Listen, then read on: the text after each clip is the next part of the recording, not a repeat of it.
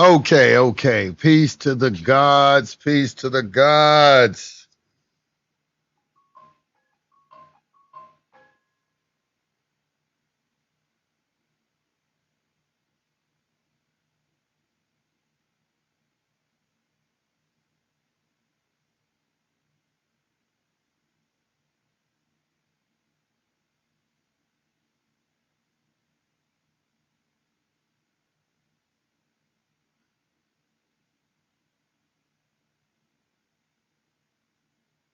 Okay.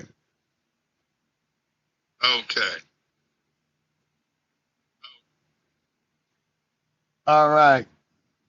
So we got action. And put my social media comments up.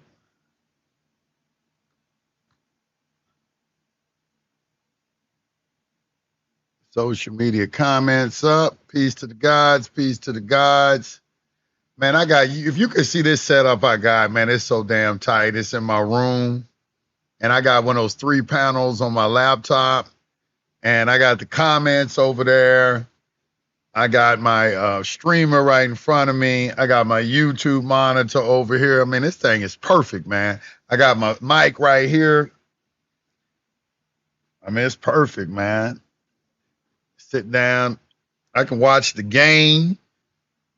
Matter of fact, is the game on today? Let me turn on the game real quick while I'm doing this, because I put the game on silent and just mute it real quick. See if I can put on the game. I had a game just kind of playing while I'm doing this live. Let's talk about jurisdiction and the haters that just got my TikTok channel taken down. You know, my TikTok channel just got taken down, and I knew that they were going to take it down because they let me off my 7-day suspension early. I knew it was a setup. I should have known it was a setup. Did I say something to get my channel taken down? Somebody tell me if I said anything on my TikTok that deserved my channel getting taken down on TikTok. Did I say something?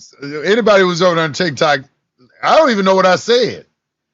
I have no idea what I said to get my channel taken down off TikTok.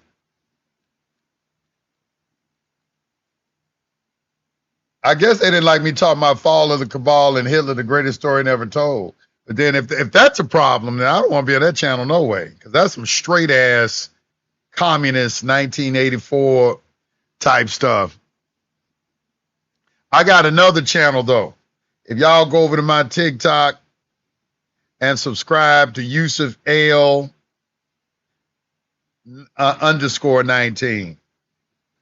I had another TikTok. I should have been live streaming on that, tell you the truth.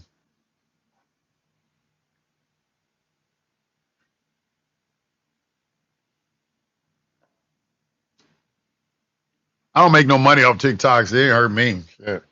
I don't make a dime. TikTok don't pay me a dime.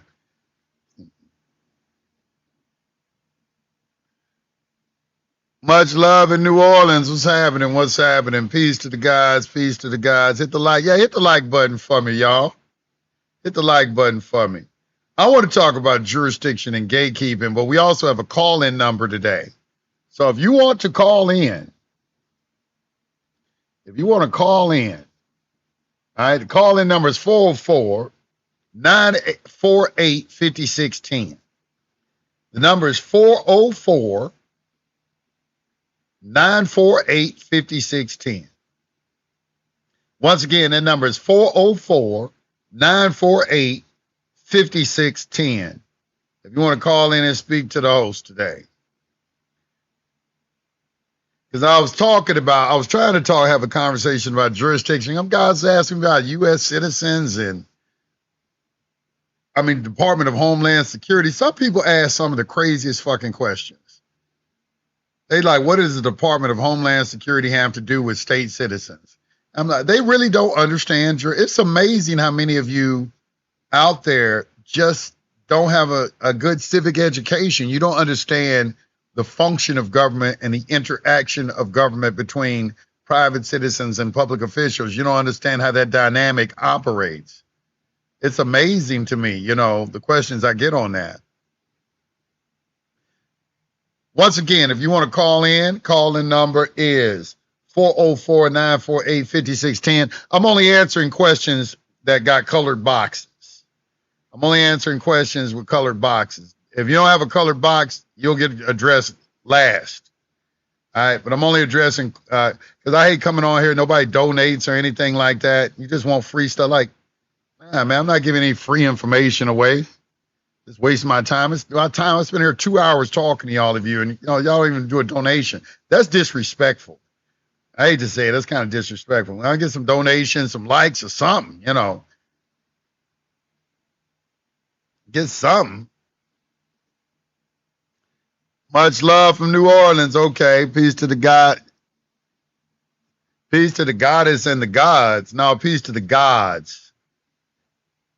Ain't no goddess and the god. Gods come first. Goddesses come second. You don't put goddesses in front of gods. We don't have that over here on this channel. This is a patriarch channel. This is a patriarchal channel. Unapologetically patriarchal. I'm unapologetically patriarchal. It's the patriarchy is the reason we're all suffering. The patriarchy. Okay, that's not changing, so you might as well stop complaining about it. Patriarchy. Let me go over here real quick. We got a call that came in. Let's dip over to Pennsylvania real quick. Pennsylvania. Your mic is open, Pennsylvania. Patriarch. Hey, how you going? I'm doing good. How you doing? I'm doing fine. I love your show. I love your content. I need to correct that. I love your content. Been following you for years. I was a student at the SPC University back when it was like $100 or whatever. I got to renew my membership or whatever. But yes, I just wanted to ask a question. I wanted to say this real quick. SPC University is totally different than what you went to back then. But go ahead. Okay, well, that's good to hear. I got to get back to it. I wanted to ask you a question, not challenging nothing or nothing, just want some clarification. Ask a question. Yes. And I also wanted to proffer something, maybe see if I'm wrong about something that I'm looking at.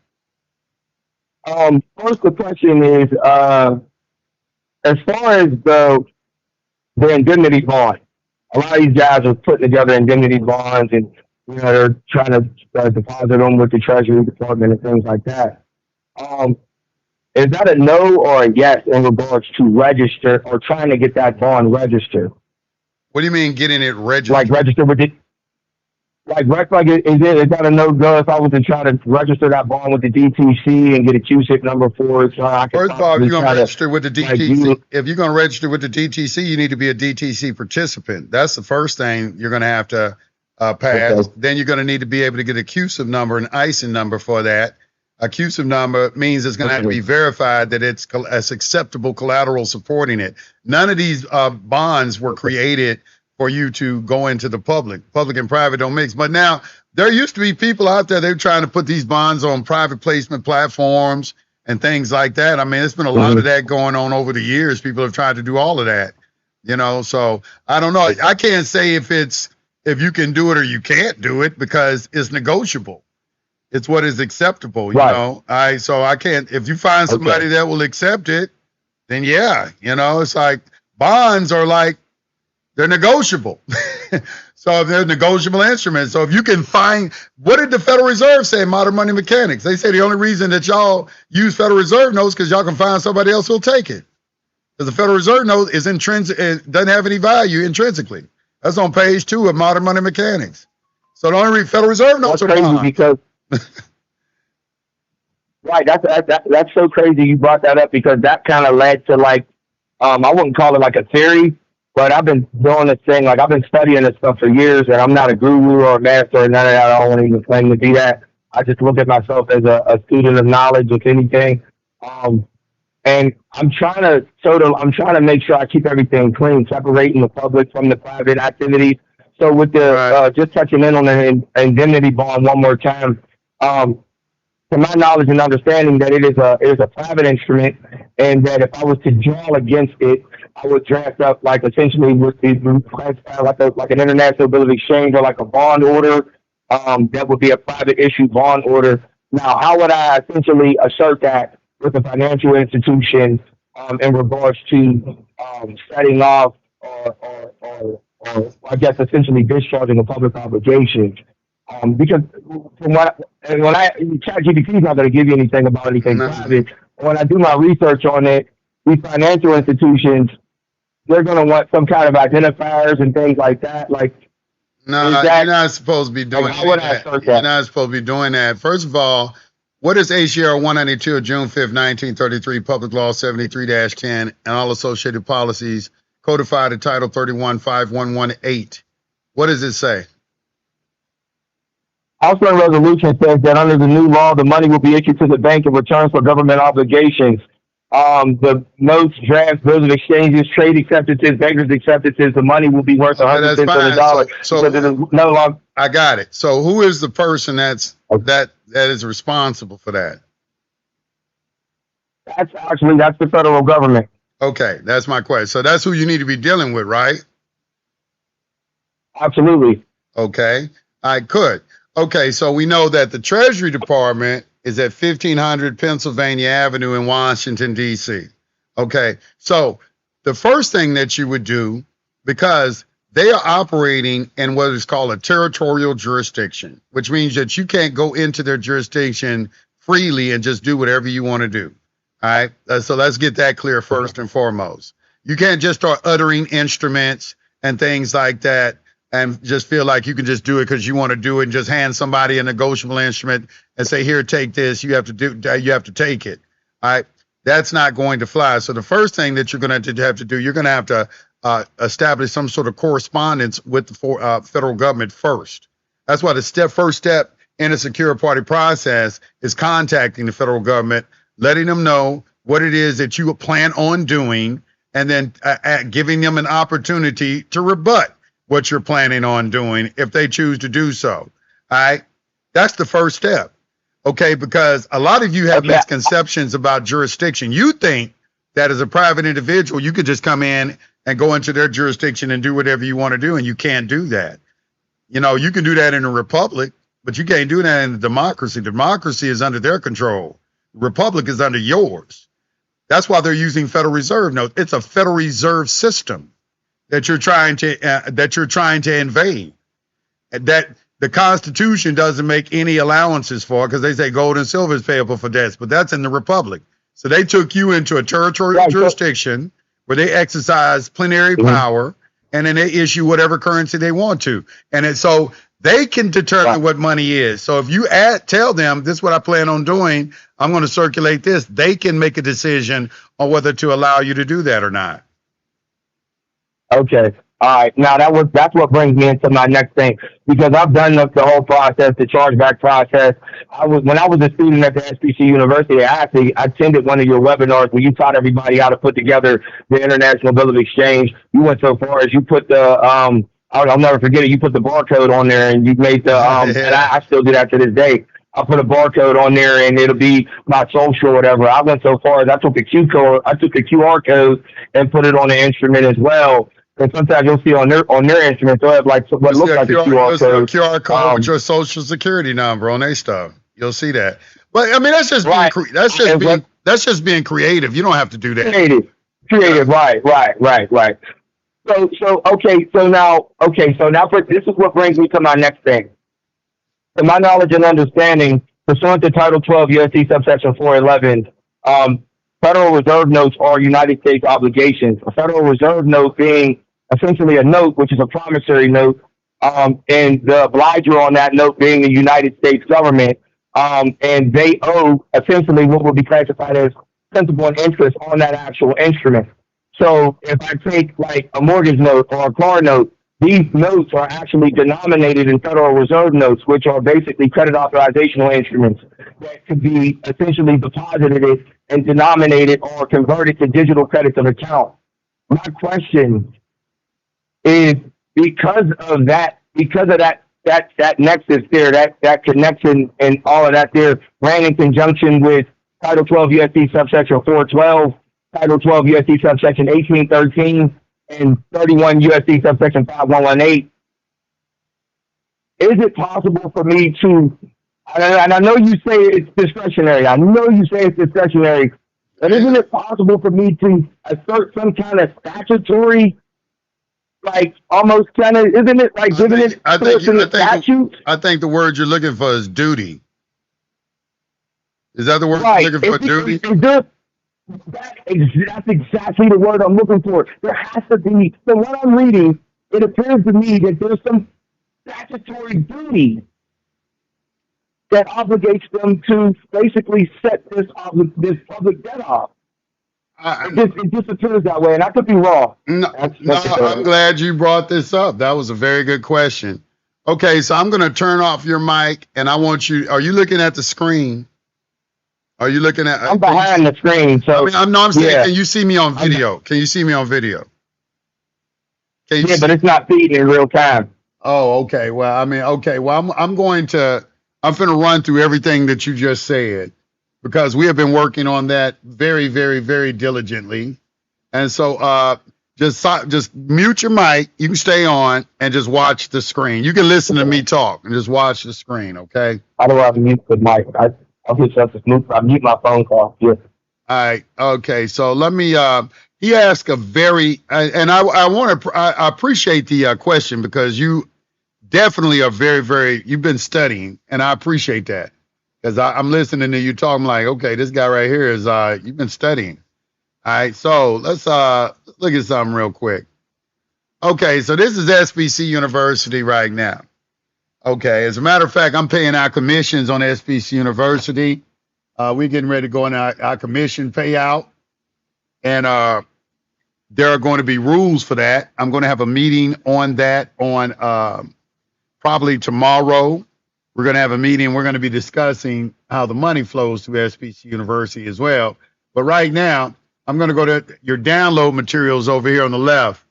All right, so these are like some of the major documents that I've created for SBC University. And this is the one right here. It's called a litigation roadmap.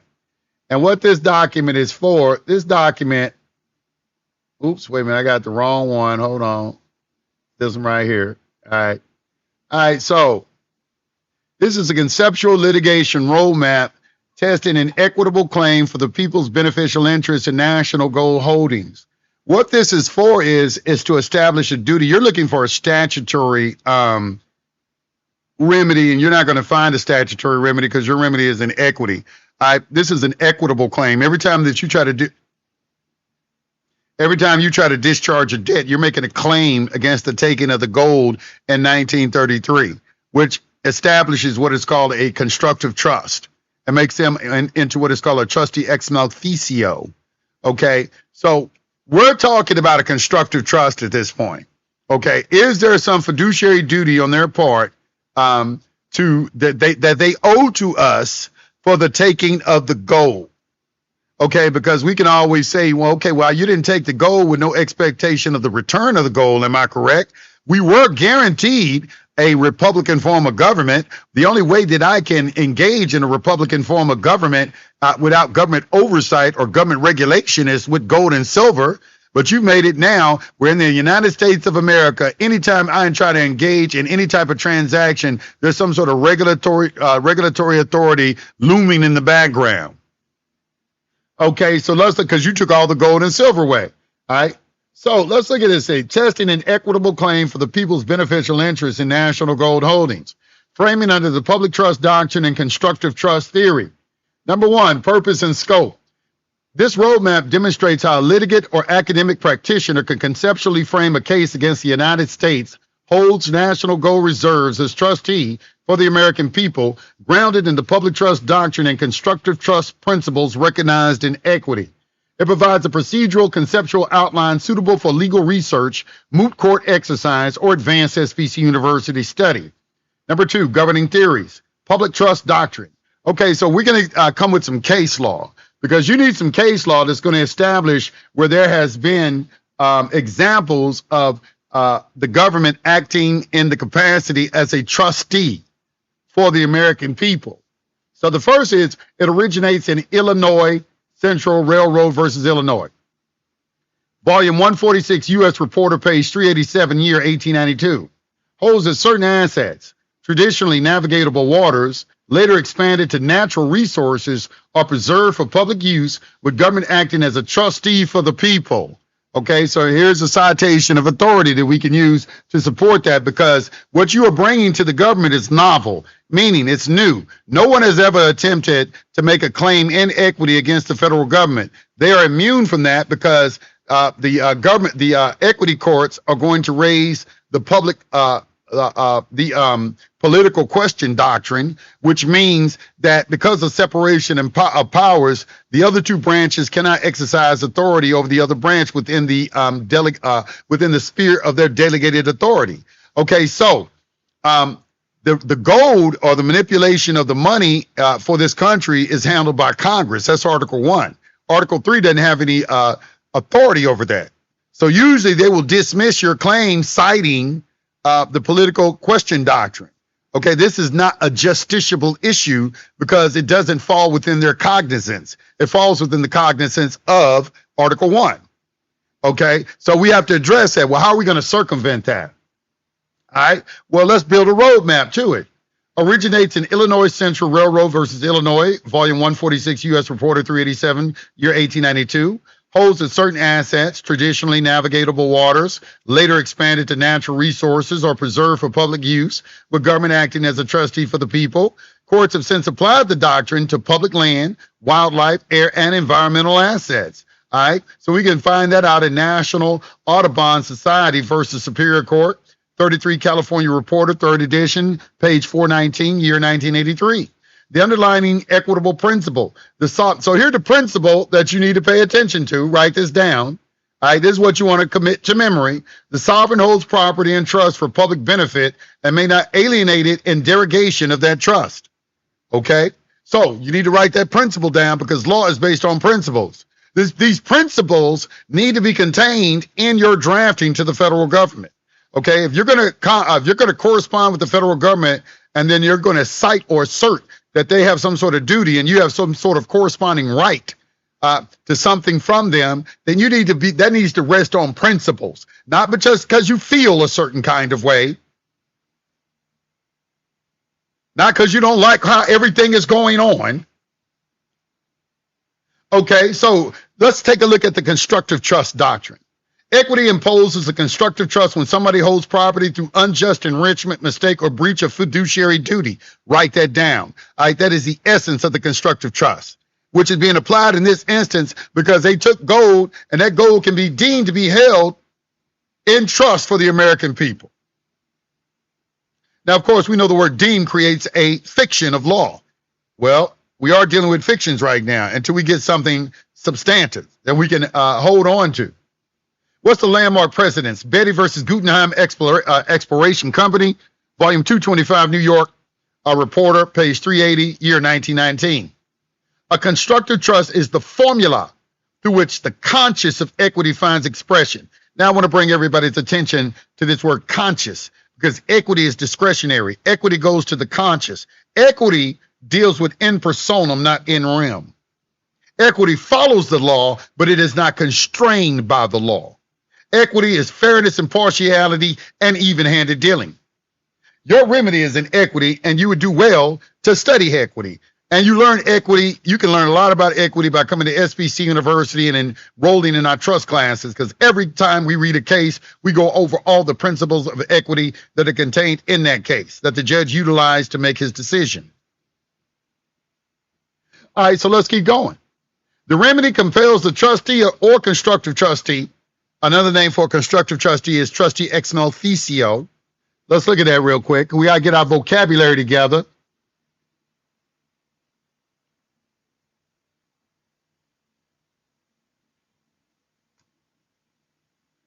A trustee ex maleficio, Latin for a trustee out of wrongdoing, is a person who has acquired or managed another's property through fraud, misrepresentation, or illegal acts. Equity treats them as a trustee to prevent them from profiting and to return the assets to the rightful owner. Key concepts: constructive trust. A constructive trust is a legal remedy created by a court rather than a formal agreement to correct unjust enrichment. The wrongdoer is deemed a trustee ex maleficio over the disputed assets. And y'all see how well my vocabulary is. I'm not just pulling words out and everything. I've studied this for a very, very long time. Okay? So, all right, so let's get back to our document. So another word for a constructive trustee is a trustee ex maleficio. To restore the raise, which means a thing, or the or what is actually contained in the trust. Another word for it is trust corpus, or its value to the rightful beneficiaries. Okay, are we not the rightful beneficiaries of the gold that was taken in 1933? I don't know. That's something we have to discuss. Did we just give it away? Was it a gift? Did the government consider us giving the gold a gift? Because a lot of people didn't have to do it. They were talking to the public, not the private. The government couldn't make private citizens give over their gold. So was it a gift? We have to explore that. Even if it was, okay, there's still something unconscionable about it because you weren't given full disclosure. We just read a case. The first equity case out of New York went over that, where a woman just took a man's whole estate because he was in love with her. His wife died, and this woman came in that was 16 years his junior, and he wanted to marry her, and she said no, so he started giving her everything, giving her access to his bank accounts, giving her his house, putting on the deed of the house, all this, then she turned around and just kicked him off the property. He took her to equity court. The lower court, under the law, it says, well, you gave it to her. But the equity court says, yeah, you gave it to her, but that's unconscionable. There had to be some sort of contract, some sort of expectation for him giving you all of that. He didn't just give you his house and all his money for you to turn around and kick him out. That's what equity does. That is the purpose of equity, to step in situations like that. That's what it was created for. Yeah, it was lawful what was done, but was it right?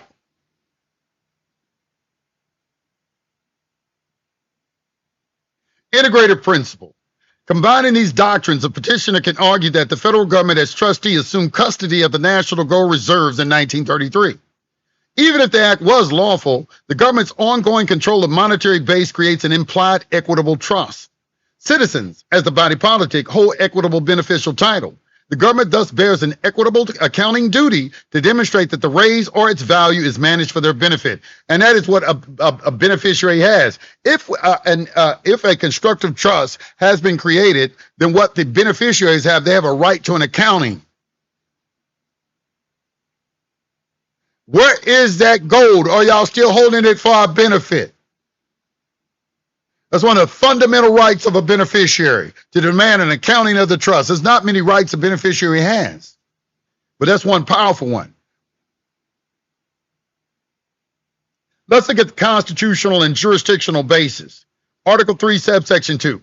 Judicial power extends to cases in law and equity, permits evocation of federal equitable jurisdiction independent of statutory authorization. Fifth Amendment, due process clause, protects vested property rights from uncompensated deprivation. Preamble and general welfare clause provides moral and fiduciary framing for public trust duties. And the Tucker Act, 28 United States Code, subsection 1491, Court of Federal Claims, potentially supports monetary accounting or restitution where an equitable claim implicates U.S. property. Okay, this restitution is something, we either want our gold back or we want the value of that gold. That value of the gold is what you're making that claim for in the form of credit. Let's go. Proposed litigation framework. Let's look at the litigation framework. Step 1, identify plaintiff's status and standing. Representative capacity. Okay, what capacity also? You have to understand that. Citizen or beneficiary, what capacity are you operating in? Your capacity that you're operating in is that of a citizen beneficiary. This is a capacity, a recognized capacity of the United States, or as trustee of a public interest trust seeking declaratory relief. Injury in fact, continuing deprivation of beneficial interest in national gold or its credit derivative. Causation, traceable to the 1933 nationalization and continuing fiduciary control. Redressability, court-ordered accounting, constructive trust declaration, or declaratory judgment recognizing equitable duties. Because the word we are looking for is duty. Do they have a duty to discharge your debt? And can you establish that? Can you articulate that? And you can't articulate that through a statute. Statutes are promulgated by Congress.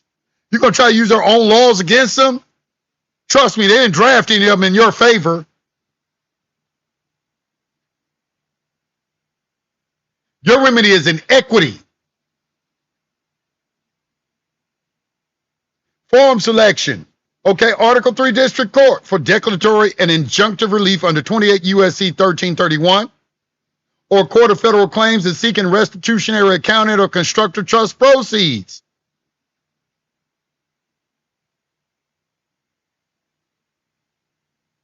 I'm reading from documents that are contained on SPC University.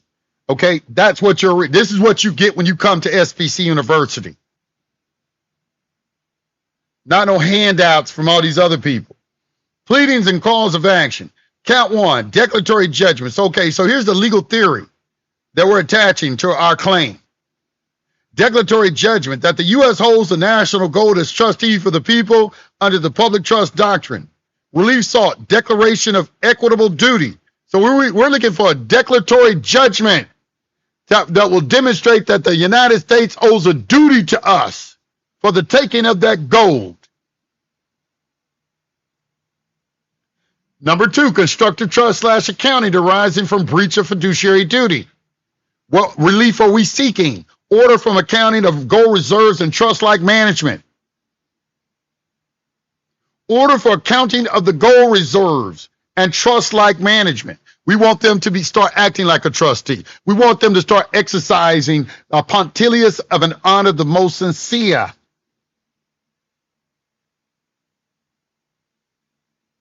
Number 3, unjust enrichment. This is an alternative. Remedy sought, restitution of equitable value to public benefit funds. And due process / taking clause, equitable dimension. Declaration that retention without accounting violates equity and good conscience.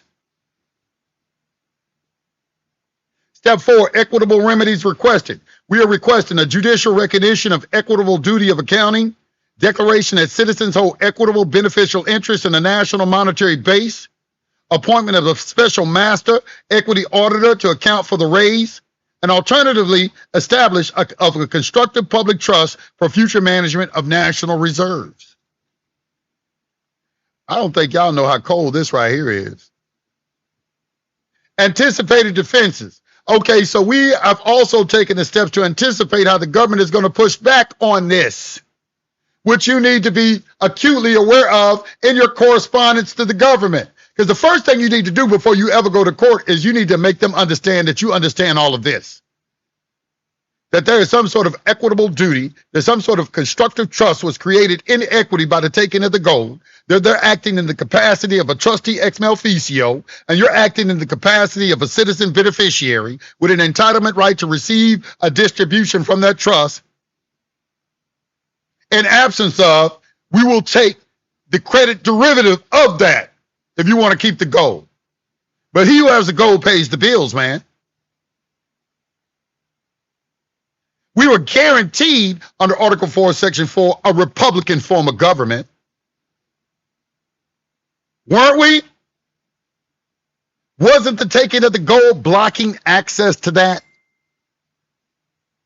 Now everything I do has to fall under some sort of public regulation because everything is attached to the monetary base of the federal government. This Federal Reserve system that is not a governmental entity, that is a foreign bank that we're borrowing money from, that you are now $39 trillion in debt to. Let's take a look at that.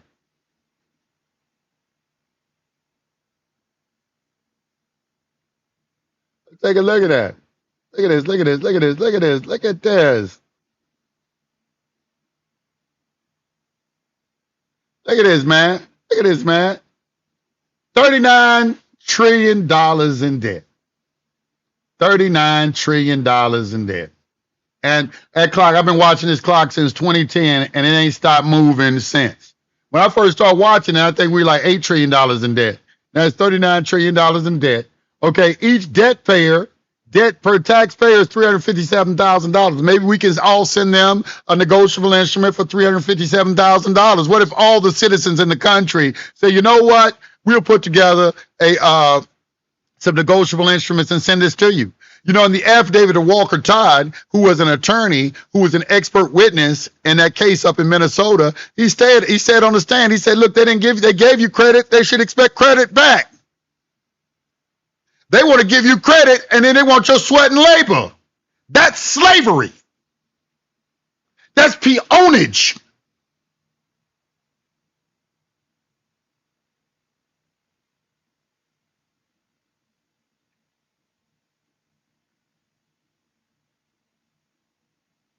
Okay, so let's anticipate all the defenses. You need to understand this. Why do you need to understand it? Oh, hold on for a second, y'all.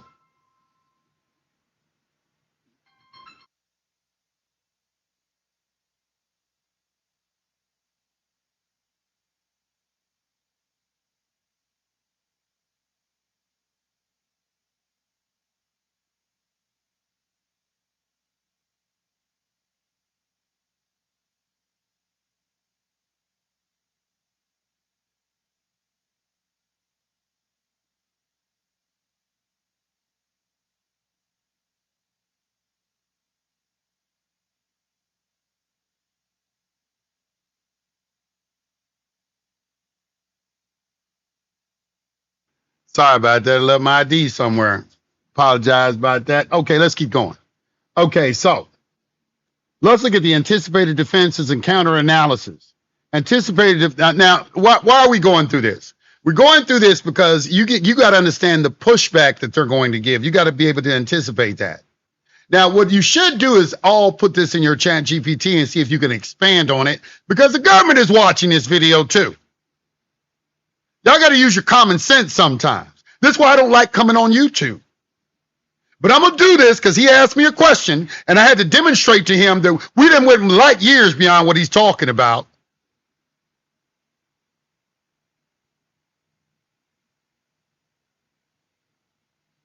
Anticipated defenses and counter analysis.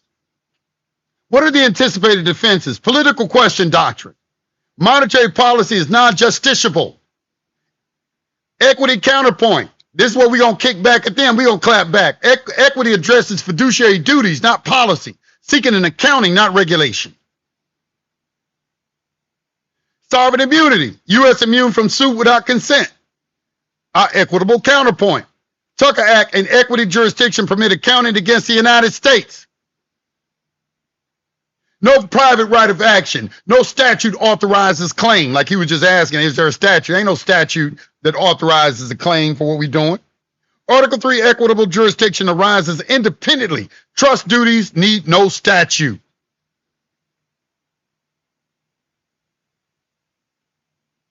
This should push back. Now, let me ask you a question. Let me put the camera on real quick. I'm going to ask y'all quick. I ain't going to show y'all this whole document.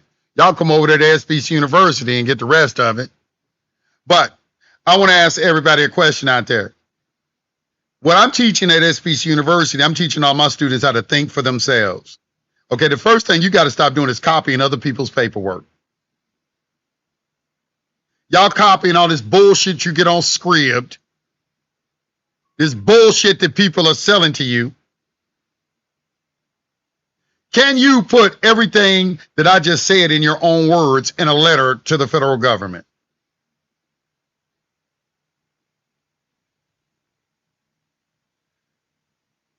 Let me see if I can.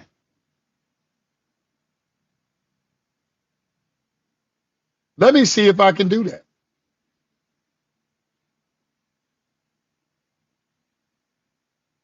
Let me see if I can do it. Let's see.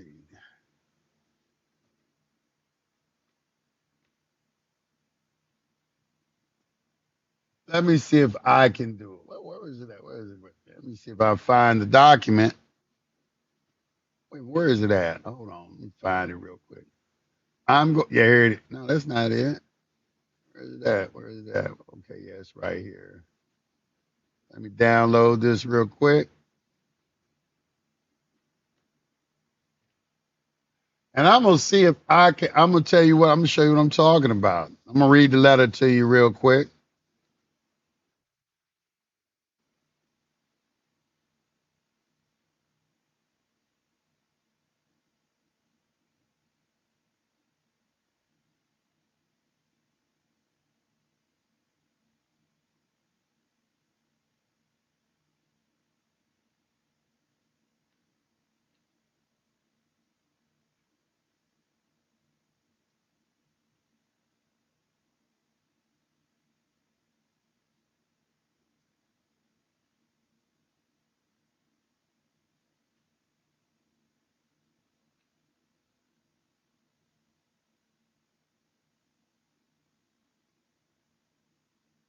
They have a duty to recognize our claims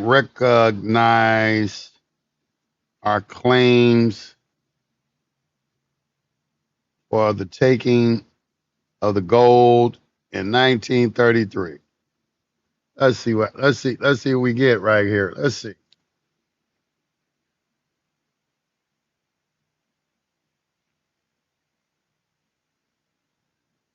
Okay, all right. So let me put this. I'm gonna read this to you.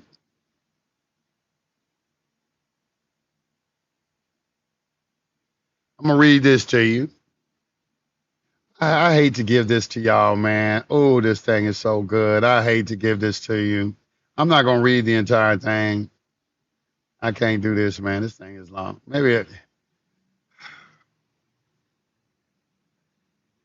My students, they're gonna be pissed off. They said, "Don't give it to them. Don't give it to them." Woo! This is a nice letter. Ugh, this is a nice letter. Nice letter. Ugh, I don't want to do it. Let me see. I don't want to give y'all this, man. I don't want to give this to you, man. Hey, I'm gonna read some of it. I ain't putting it on the screen. I'm gonna read some of it. Read some of it to you. Let me put it. Let me format it. I gotta give this to my students, man. I gotta give this to my students. And my students are right. They're like, we pay you. These people out there on YouTube, they don't appreciate what you do, and they're right. They are absolutely right. They don't. They don't appreciate it. They don't appreciate it. They do not appreciate it. I agree 100%. All right, so boy, this letter is so fucking tight. This is tight. All right. I'm gonna read some of it. I'm gonna read some of it.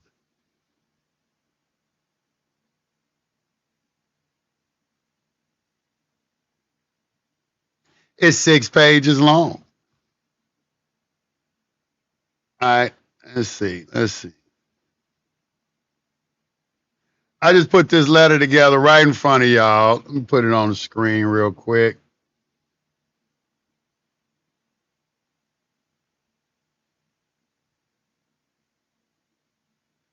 All right. So I just put this together right now. Name, address, date, certified mail number to the United States Department of the Treasury, 1500 Pennsylvania, Department of the Treasury. Oh, let me put it over here real quick. Hold on. Let me just put this over. I want to see.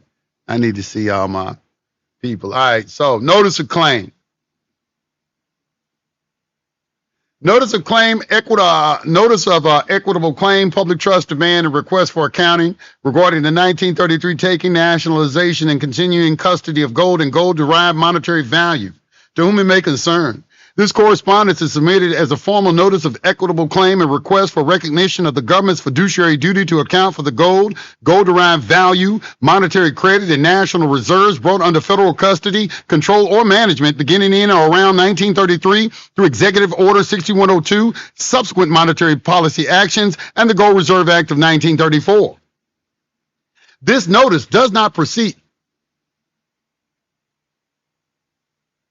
This notice does not proceed on the simplistic theory that the individual citizen are presently entitled to physical delivery of the bullion.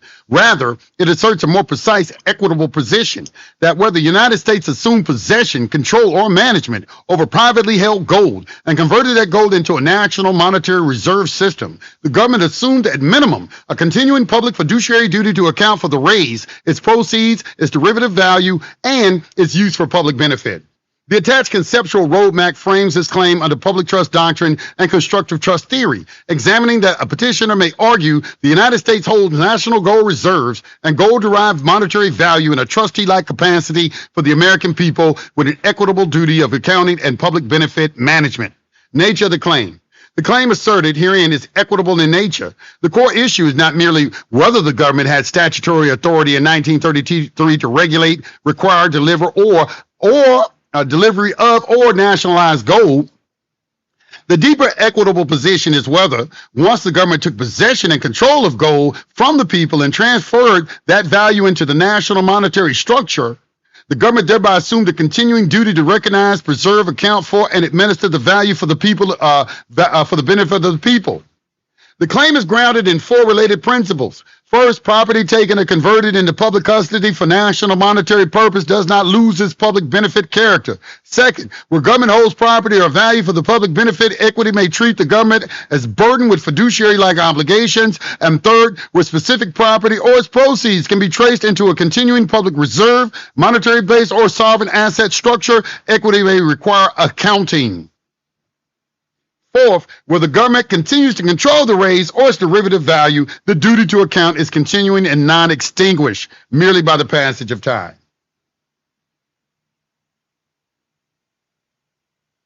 That's all you're getting. You can go over to SBC University and you can join, and we have 16 classes a month. We go over things like this right here. Monday, I will be going over this and some other things. You know, we kind of expanded our topic. We do trust on Tuesday and Thursday because you need to understand trust. All of you do, because the overwhelming vast majority of you don't even have a clue of how trusts operate. You just know what the word is. That's all you know about trust is the word trust. Beneficiary, says the K trust, settler, trustor, grantor, creator. That's all you know about trust. Outside the designated positions in a trust, almost none of you know anything about a trust. You can open up your phone now. Yeah, man, that was heavy. I really appreciate the input, and I'm definitely going to head over there to get that document and the rest of the information. I was never, it wasn't that I was not interested in STC. At one time, I was a student at STC. I wasn't running it the way it needs to be ran in the first place. I'm running it the way it needs to be ran now, but I wasn't running it. Yeah, I mean, to be honest. Yeah, I mean, from what I see, that is exactly what I need in regards to this, to invoke a constructive trust. And it seems as though I could possibly maybe get them to kind of do this on their own. Essentially, if you were to tender a private or negotiable instrument, and then they would contest the validity or the value of it, essentially this would put almost like the litigating and adjudicated issue in their court. They would have to invoke the action, and that would then in turn give you the authority to essentially maybe try to shift this into like an arbitration where you'll be able to invoke an equitable remedy through trust law. The unconscionable aspect to invoke UCC 2-302, solid work there. That right there is going to give everybody the right to assert that the transfer of value was unconscionable, regardless of whether the people at that time might have given that value voluntarily. Definitely makes sense. And, you know, you hear so much about people wanting to stay out of court and stuff like that. But well, like I was always, like I attended one. You'd be looking for a declaratory judgment. You know, it's going to court, but it's not like, you know, a guilt or innocence thing or anything like that. A declaratory judgment is just declaring the rights of the parties. So, because what you're trying to do is you're trying to establish that there's some sort of duty. The word you're looking for is duty. Do they have a duty to discharge your debt? Has there been a duty established for that? If there's no duty, there's no right. A right only exists where there's a corresponding duty. Okay, so we have to establish that first. What twists my, and another thing that always used to bother me, and what gave me the idea, at least, that they had a duty statutorily, which we can see now that they don't. It's actually an equitable duty owed. But it was the language in Title 12 USC subsection 411 right at the end. It specifically states that the Federal Reserve notes would be redeemable at the Treasury in lawful money. And I was always messed up when I thought about that. And I was like, well, through an implied contractual agreement, they essentially substituted gold for credit. Hold on. There's a case called Perry versus United States. Have you read that case? I've seen it. I haven't read it. I've seen it well, you need cited to run your Perry versus United States, because Perry tried to redeem. He had gold certificates, and after they passed that in 1933, I think it was around 1936 or 38, one of those years. It might be 1936. Let me see, Perry versus the United States. You see, Perry versus the United States.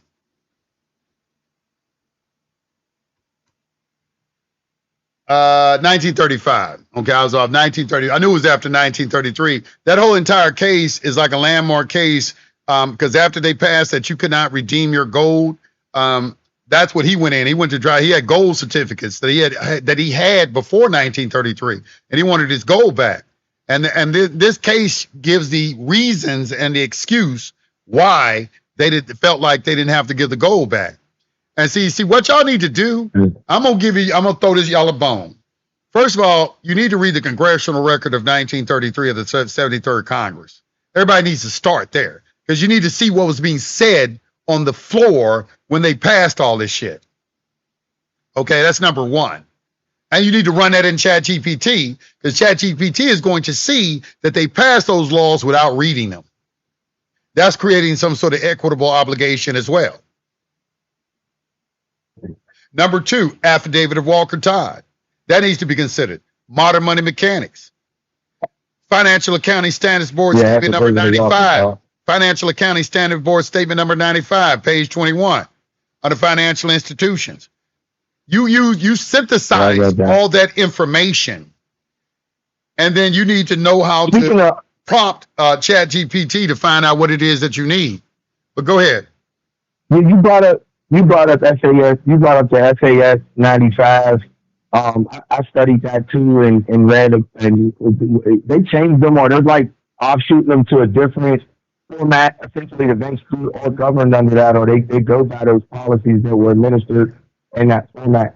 But I wanted to go into essentially trying to like capture some type of equitable interest in a financial asset through trust law. So if I obviously am conducting some type of commercial transaction through a trust with a financial institution. Why do y'all think that having a trust in some kind of way give y'all some sort of superpower in banking? I don't understand where that's coming from.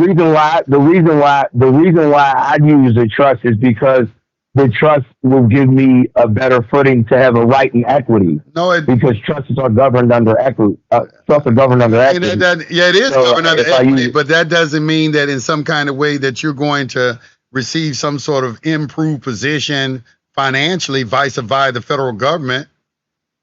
Just because a trust is just an entity that people are using. I mean, it's used in banking, it is, but it's used to shift liability and convey property. And it also protects my personal. I wouldn't want to do anything personally. I want to also protect my personal. Liability. Shifts liability. All right. Yeah. Yeah. So go ahead. So, but basically what I was trying to get at is essentially, so there's two sides of the account ledger. There's the account receivable and accounts payable. And when you sign this promissory note, essentially that's what actually creates the value. And they say that you owe an obligation on one end, but then they also owe that same value to you, so that makes them a debtor on the other side of the book. That's called the matching principle. That's called the matching principle. Yeah. But yeah, the matching principle. So essentially, what I was basically getting at is to try to capture that that security interest and utilizing that to essentially offset the face amount upstream.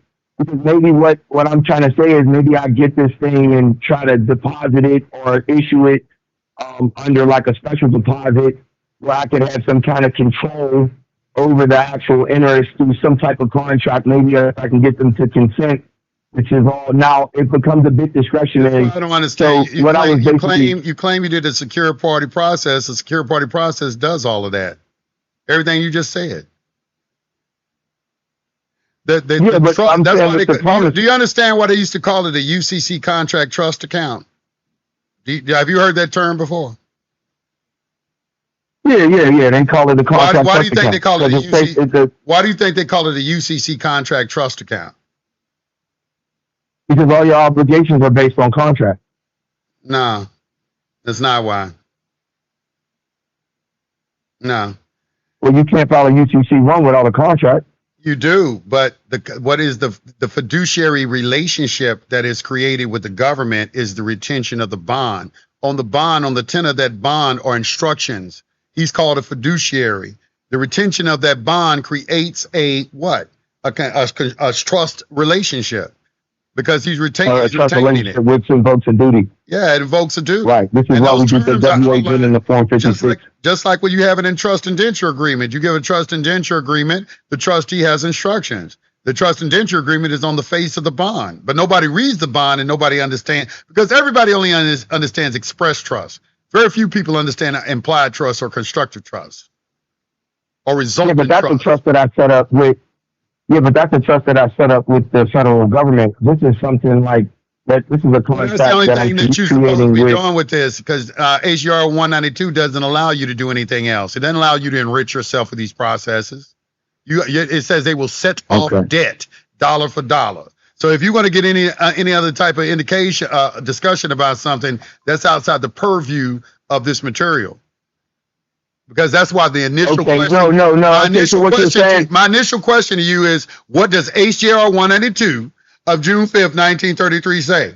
All this buying of cars and trying to do special deposits at the bank and everything, ain't none of that included under that.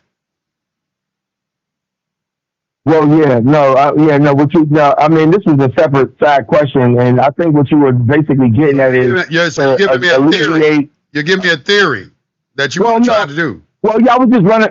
Okay. I was running something down on something, and no, because I understand that they discount these notes and they take them and they securitize them, and essentially I feel like if you're taking my money, if you take my money and you sell it to enrich yourself, that's that's a form of unjust enrichment. Unless I did it voluntarily, but then at that point in time, like we talked about earlier, would make it unconscionable. And I'm thinking what you're saying, and you can correct me if I'm wrong, was to alleviate trying to capture the value and set off the obligation that way. Just use the bond from the UCC contract trust I account. mean, that's what all of this was originally set up for. I mean, I haven't, like I said, Okay. all this other stuff y'all may got circulating around that, that don't have anything really to do with anything in this space. Let me show you something real quick. I'm back on SBC University. We have another section on SBC University under the Academy. We have a PDF reading room. In our PDF reading room, we have, what did I put that? Did I put that in? I think I put it in secure party. Hold on. Let me see. Wait, no, it's not in here. Let me see. I think it's Dush. Was it foreclosure? Might have been foreclosure. Let me see. Yeah, it looks different too now. Man, where'd I put it? Foreclosure. We just talked about it too. National protest, Mullen securitization. Hold on. What did I put? Let me see if that do. What is it? Let me see. Man, I just put this in here too. Let me see what folder it's in. Self-development, tax law, constitutional, private trust. Let me see if I put it under private trust case law, spendthrift, offshore, substance over form, constructive trust. It was no, it's not constructive trust. Uh, Hold on, let me see. Private trust, divorce, trust reference manual. I'm gonna have to look for it, man. Trust protector, trust merger doctrine. We said trust case law, asset protection cases. Okay. I'm gonna have to really look for it, but I don't know if y'all know the Dush National Bank. They were like a landmark. Let me see if I can find it real quick.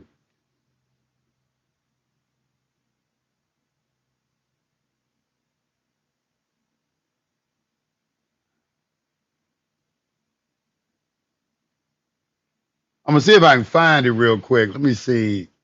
I think it was Dush Bank as trustee. Let's see if this is it right quick.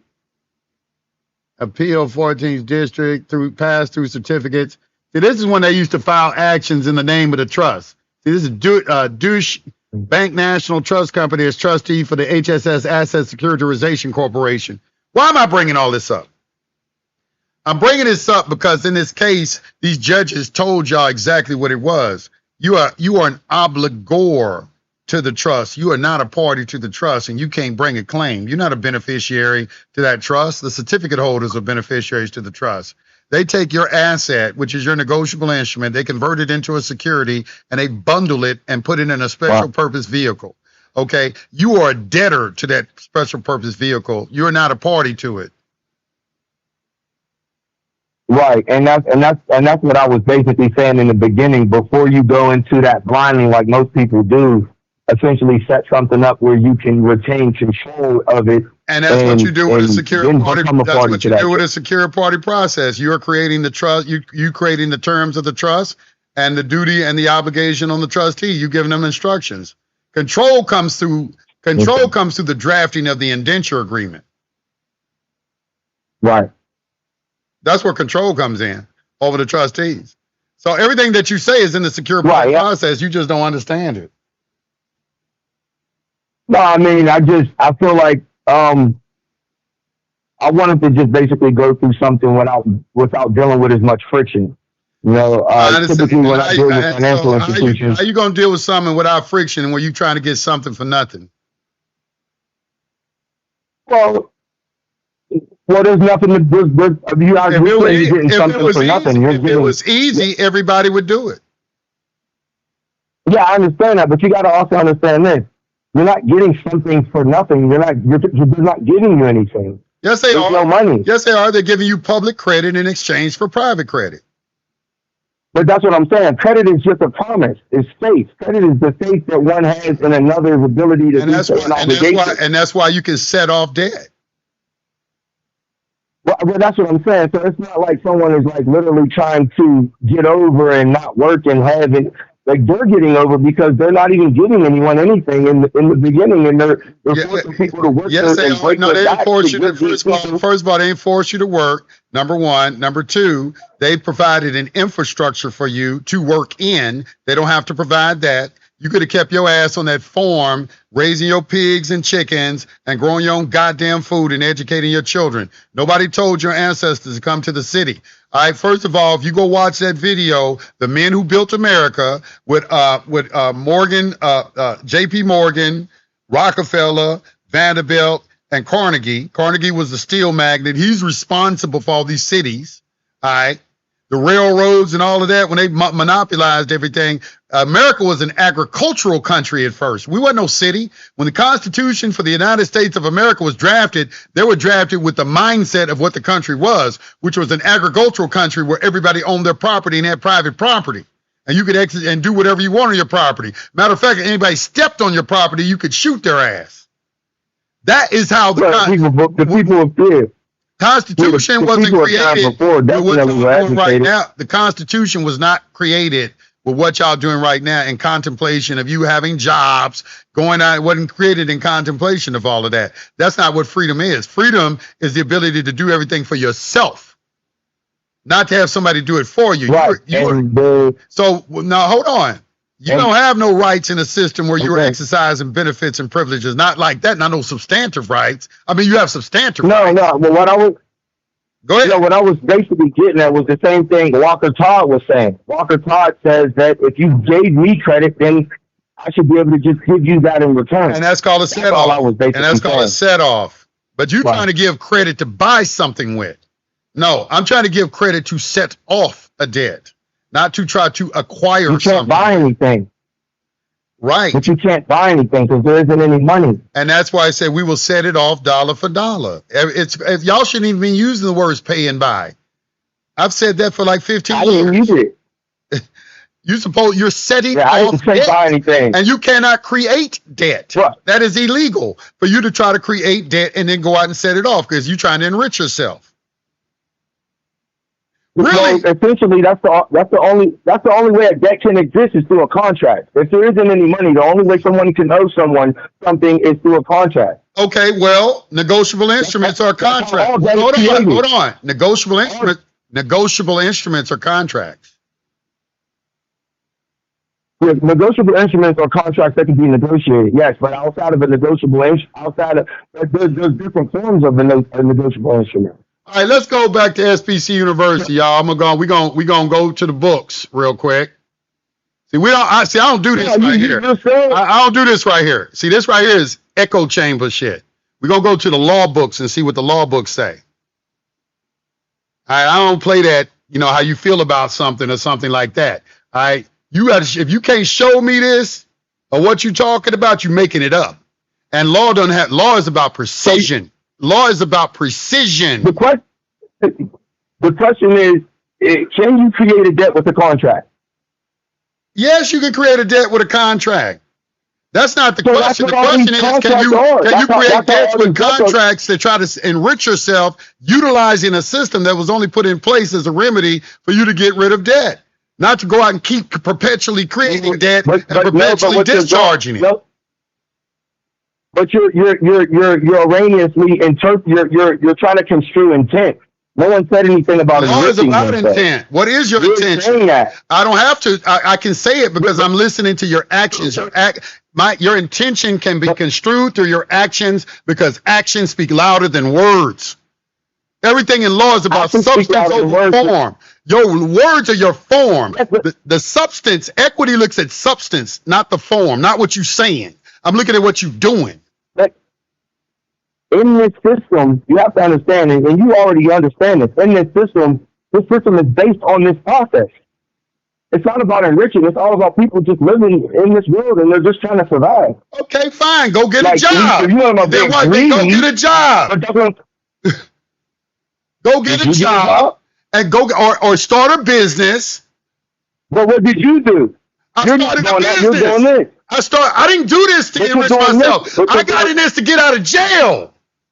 Y'all came at me with all this shit, talking about cars and all this shit. I started, you go back and listen to my blog talk. I started this shit to get out of jail.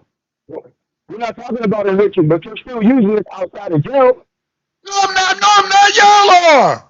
I got a business. If I get arrested, I'm going to use it. Maybe if somebody try to take my house. I'm not every day trying to use this every day and pay off credit cards and all this poor man shit that y'all are doing.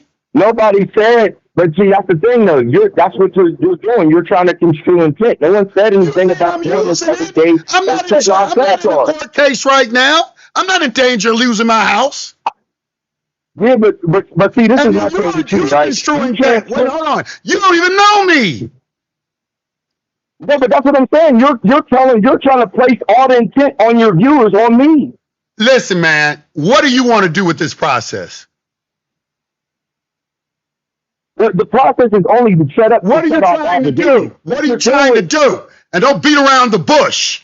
It's a direct question. What are you trying to do?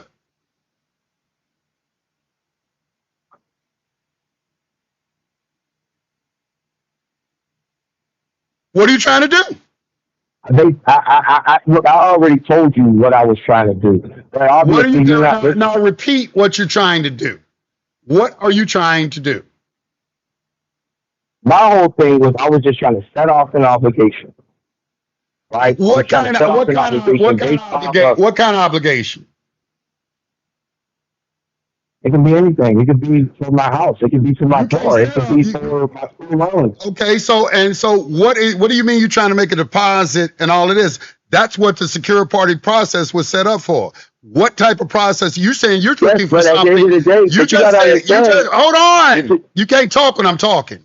Okay, you told me that you're looking for a process Well, there's not so much pushback. Is that not what you said? In other words, you're looking for something easier. Is that not what you said? No, I just don't want.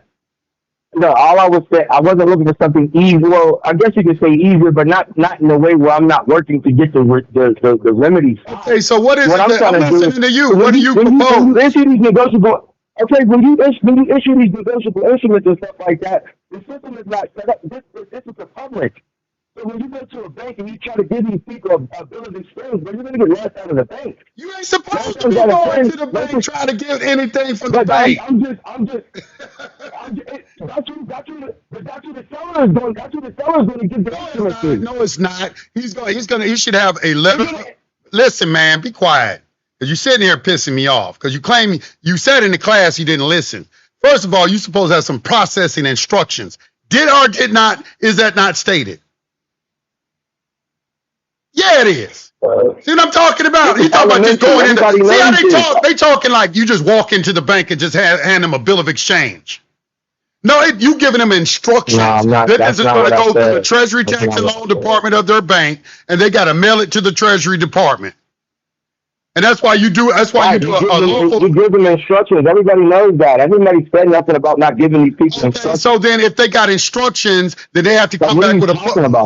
Then they have to come back with a protest. First of all, you shouldn't even be trying to do this. Yeah, they got to come back with a. You're talking about they got to come back with a protest. Yes, but I'm just saying your remedy is private. I was just saying that you're saying all this remedy is private, and I read the statutes, and the statutes say that there's some type of.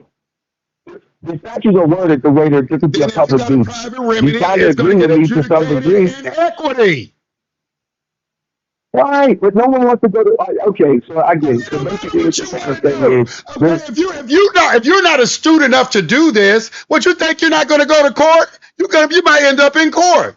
Okay, you got all roads lead to court. You need to know how. Listen, man. You can go and make up whatever process you can go and make up whatever process you want. Okay, I'm telling you this. First of all, you're going into their system. Okay, you don't have no rights in their system. That operates in a territorial jurisdiction. That's something y'all seem to not be able to wrap y'all motherfucking head around. Because y'all start talking about it forcing us to work. I can listen to how you talk and see that you really don't got a good understanding of the jurisdiction that you're operating in. Earlier, I was just regurgitating what you said earlier. Okay, well, talk about it. If they borrowed money in our name and then they want our wait a minute, let me finish. If they want us to pay in Federal Reserve notes, that is peonage. Right, that's what I was talking about. Okay, so the argument we're making, you have a duty to accept this negotiable instrument. Because that's what I was saying. 1833. What is your question, bro? Were you here to argue with me about something? Because I'm not going to keep arguing with you. What is it you're saying? Because you're sitting here trying to assert a right, and you can't even articulate what your right is. You're trying to talk about a contract. All negotiable instruments are contracts. I'm not arguing. Okay, so what is it that you're trying to do? I've already answered your question. What is it that you want to do? You already answered my question. I'm not arguing with you. You already answered my question. Then what is it that you want? What is it that you want? Because I'm about to move on. Because I'm not going to keep arguing with you. Because you're trying to create. I just gave you. Because you erroneously construed my intent. That's all. All right. I just gave you a litigation roadmap. I'm only sitting here going back and forth with you. I don't know what you're talking about. You're not smarter than me. Okay. I gave you a litigation roadmap. And then you just start talking about some shit that I don't even understand what the hell you're talking about. You know, they want something for nothing. There is no such thing in the universe as something for nothing. Y'all don't understand that? Everything in the universe is about exchange. It don't exist. Something for nothing don't exist. I don't know what you're trying to say. You ain't coming in here trying to prove that you're smarter than me and you've only been doing this shit about you've been in 1 or 2 classes. Hey, get out of here, man. You know, if you got some type of remedy, go exercise, go try it. There are principles and then there are methods. Principles are few, methods are many. All right. Go try whatever method that you want. Anybody else want to call in? 44948-5016. Let's go to SBC University real quick.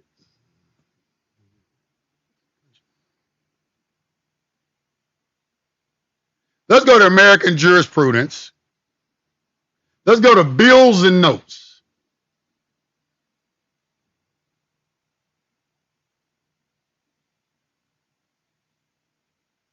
Bills and notes.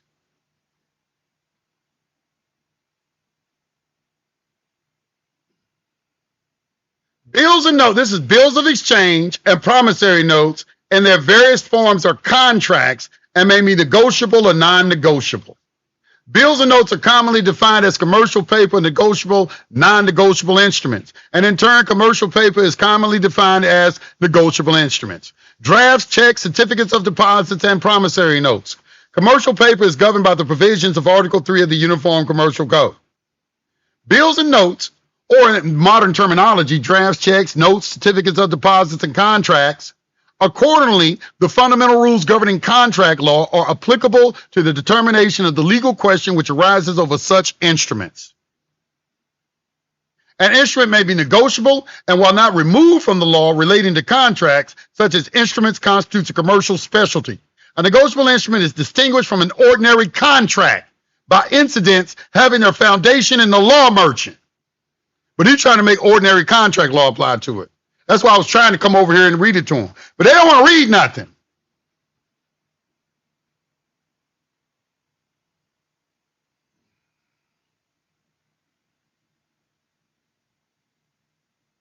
Listen, let me tell you something. Just because you read a little bit, it doesn't make you a guru, okay? I've been doing this 20 years. I'm still learning. I'm trying to tell you, the first thing you need to do is understand jurisdiction, which most of you don't. Y'all don't understand that you're trying to discharge debt and you don't even understand the difference between public and private. I'm listening to what you're saying. You don't have a thorough grasp on public and private. Why don't you start there first? All y'all come in here, the first thing you want to do is discharge some debt. And that's why I don't want y'all at my university. I don't want you in my university. It's a school. I'm over there to teach you everything and then teach you how to think for yourself. And then you go out and put a process together for you, like I just did with that cover letter. You're trying to discharge debt within the territorial jurisdiction of the United States, and you're going to try to make up your own rules without establishing first that there's a duty that exists for them to even discharge a debt. You started going into some other bullshit. Let's go back. Do they have a duty? And can you articulate that in your correspondence? That's where your issue is. You can't articulate a duty.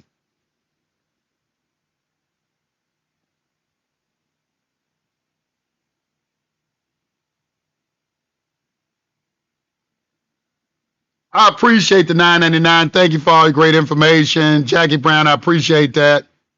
For real, people just watching and acting like they enjoying the free content.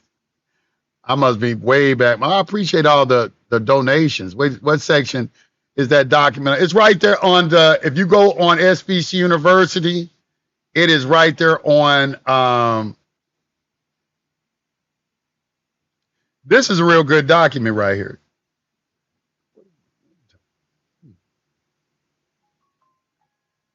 PDF reading room. I'm sorry, download materials. All right, right here, litigation roadmap. It's under download. But you put this out, it pops out. You go down here to Academy, and you go to down. Really, you should download everything on this section right here and put it in. Maybe not Loring, like this is a Loring trust book right here. You don't have to download that. But I go through each one of these and all of these handouts that I put on here on SBC University. Like, for instance, this status correction manual. This right here, I put this together. It's over 105 pages. Let me read the dedication to you. Dedicated to the seekers of truth, the keepers of private knowledge, and the men and women who refuse to surrender their God-given rights, their dignity, or their mind. To the brave souls who know, as Prophet Drew Ali taught, that man must know himself before he can stand in honor. To the Moorish Americans reclaiming consciousness, to the private Americans seeking clarity, to the students of SBC University who choose discipline over fantasy, education over ignorance, and truth over tradition. This work is dedicated to you. May this manual give you wisdom to stand properly in law, to walk honorably in private capacity, and to reclaim the peace that belongs to the confident, the diligent, and the enlightened. Use of air. The law is the definition and limitation of power. Notice this, the law is the definition and limitation of power. That's a beautiful, Yickwu and Hopkins, that judge said that was beautifully stated. Absolutely true. No man is worthy of freedom who is not ready to defend it. Marcus Garvey. Those who do not move, do not notice their chains. Rosa Luxemburg. And civilization is measured by the degree to which man governs himself. That is, woo. 7 Hermetic principles. I put those in here as well. Wisdom has built her house. She is hewn out of 7 pillars. I got that in there. I put in the 7 principles of the Constitution for you as well. This is our mission statement of SBC University. SBC University is dedicated to restoring private competence, legal literacy, and jurisdictional mastery by providing accurate, court-defensible education rooted in constitutional, administrative trust, and private international law. As a matter of fact, when I started this mission, I only dealt with everything that can be litigated in court. If a person thinks he's going to get some sort of resolution outside of court, you can do that. But that's going to be an agreement. That's what private ordering is. But if they're not going to, you can't force anyone to accept a negotiable instrument unless you've established some sort of duty to do so. Hell, I don't have to take Federal Reserve notes if I don't want. I say, look, there are people doing that all over the place. I don't take cash.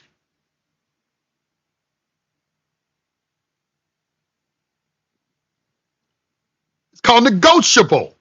They just missed that part.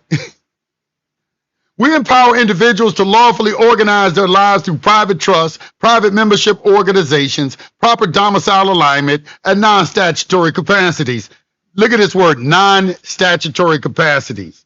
That is very important you understand that, because if you have to come into court, you better understand that. Cultivating a culture of honor, competence, and disciplined self-government. Our mission is to make professional level private law training accessible to all, developing competent trustees, effective litigants, and capable private administration while preserving and advancing the Morse legacy of jurisprudence and knowledge for today's private American.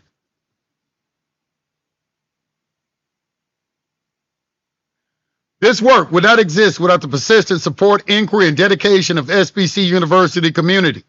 To every student who have asked a difficult question, who challenged an assumption, who stayed up reading case law, who refused to accept confusion, and who sought clarity through disciplined study, this manual is the result of your commitment.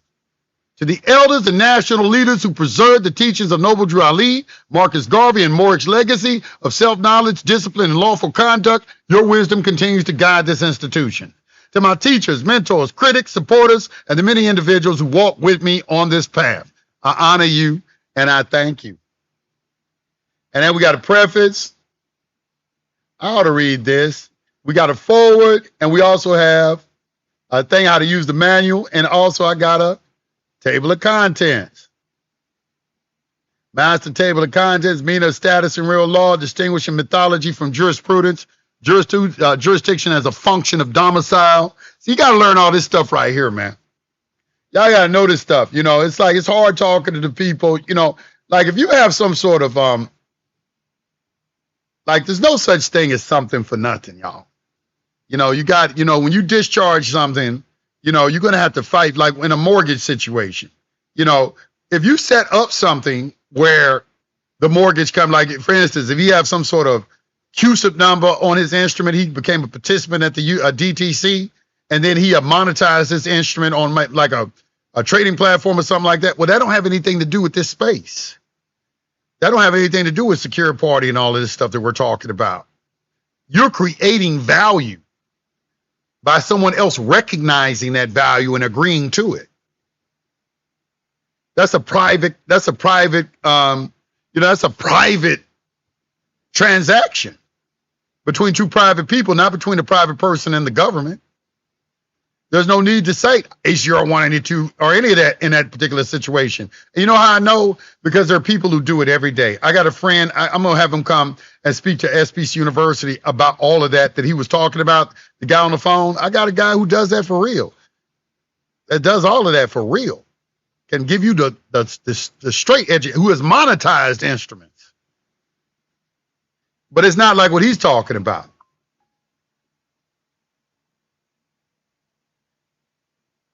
All right, let me get back to the phone lines. Where are we at right here? Washington State. 360-701. You on the line? What's on your mind? Washington State. Hello, sir. How are you? I'm doing fine. How about yourself? I'm doing great. I always hoped I could talk to you someday. So I appreciate all the things that you share with us, and I appreciate the hesitancy that you kind of instill with some of the rants and stuff. I see the point. It makes a lot of sense. But I am kind of curious how you walk the line between the something for nothing kind of rules of the universe, but then also trying to leverage, sort of nuanced legal avenues to try to get people to essentially give you almost something for nothing. That's a very I guess that that's a very good question. I guess there's a difference. I'm sorry. Between, overdoing it and what you're stuck with. Well, first of all, it's my mindset. The first thing about my mindset is I have an abundance mindset, and I don't have a victim mindset. I start all my shows off saying peace to the gods and goddesses. Okay, that means I'm appealing to the creative aspect of you. So I'm a person at creativity.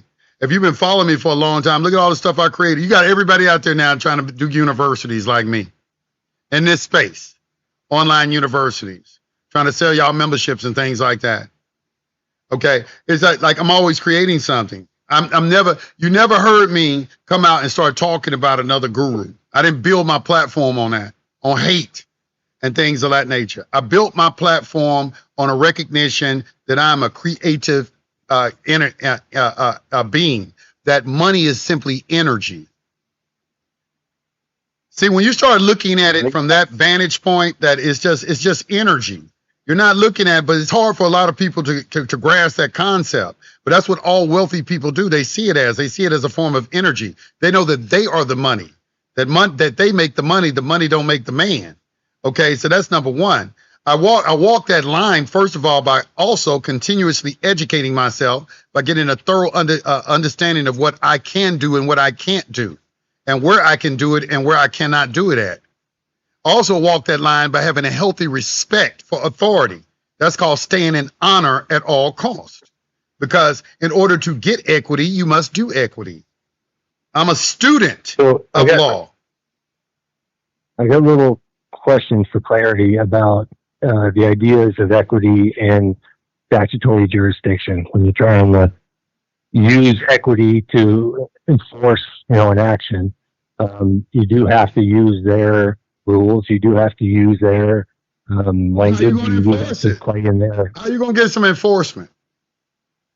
Somebody explain it to me. How you going to get some enforcement? And let me tell you something. The only way you can let me explain this.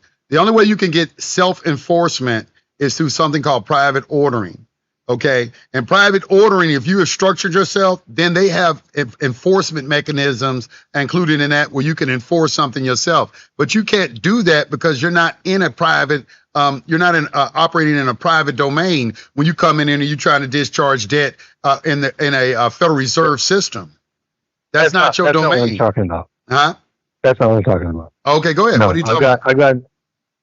I got a mortgage. Once I went down the rabbit hole and I learned about monetizing and securitization and all the mechanisms that are actually used in reality, I came across a copy of my own note that was endorsed to itself. Now, I know that technically it's a transfer. I know that technically it should be evidencing a transfer to the next lawful party. I get the mechanics of it, but because the transfer evidence that they claim is not the entity that's actually on the note, I got myself, I think, a pretty good equitable claim that I filed in. No, you don't. You don't have no claim at all. I just went over this with my No, I didn't. class. I just went over this securitization issue and the transfer of that note. I'm going to tell him like I just told you. The courts have already ruled you're not a party to that. You are an obligor of that. Okay? The beneficiary. No, the claim isn't. The claim is nothing to do with securitization. The claim is non-disclosure of material terms at origination. What wasn't disclosed when you signed a mortgage contract at a closing table? What wasn't disclosed to you? Well, the main thing is that I caught them basically claiming to be the lender when in fact there's no actual evidence that any funds were transferred or that they supplied any funds. Okay, well now you're going into what's called the vapor money theory, which you better have a very good argument. Where are your expert witnesses? All right, do you have somebody who can audit the bank? Well, hold on, can I finish? Because you're not saying that I ain't heard for the last 20 years. Okay, you have to have proof. Okay, evidence. I do. That's what I'm saying. Okay, no evidence. I do. Got substantial. Can I finish? So you have somebody who has audited a bank ready to testify in court, the books of a bank. So you can issue a subpoena ducis tecum, have the bank held into court, and have an auditor there that'll audit their books.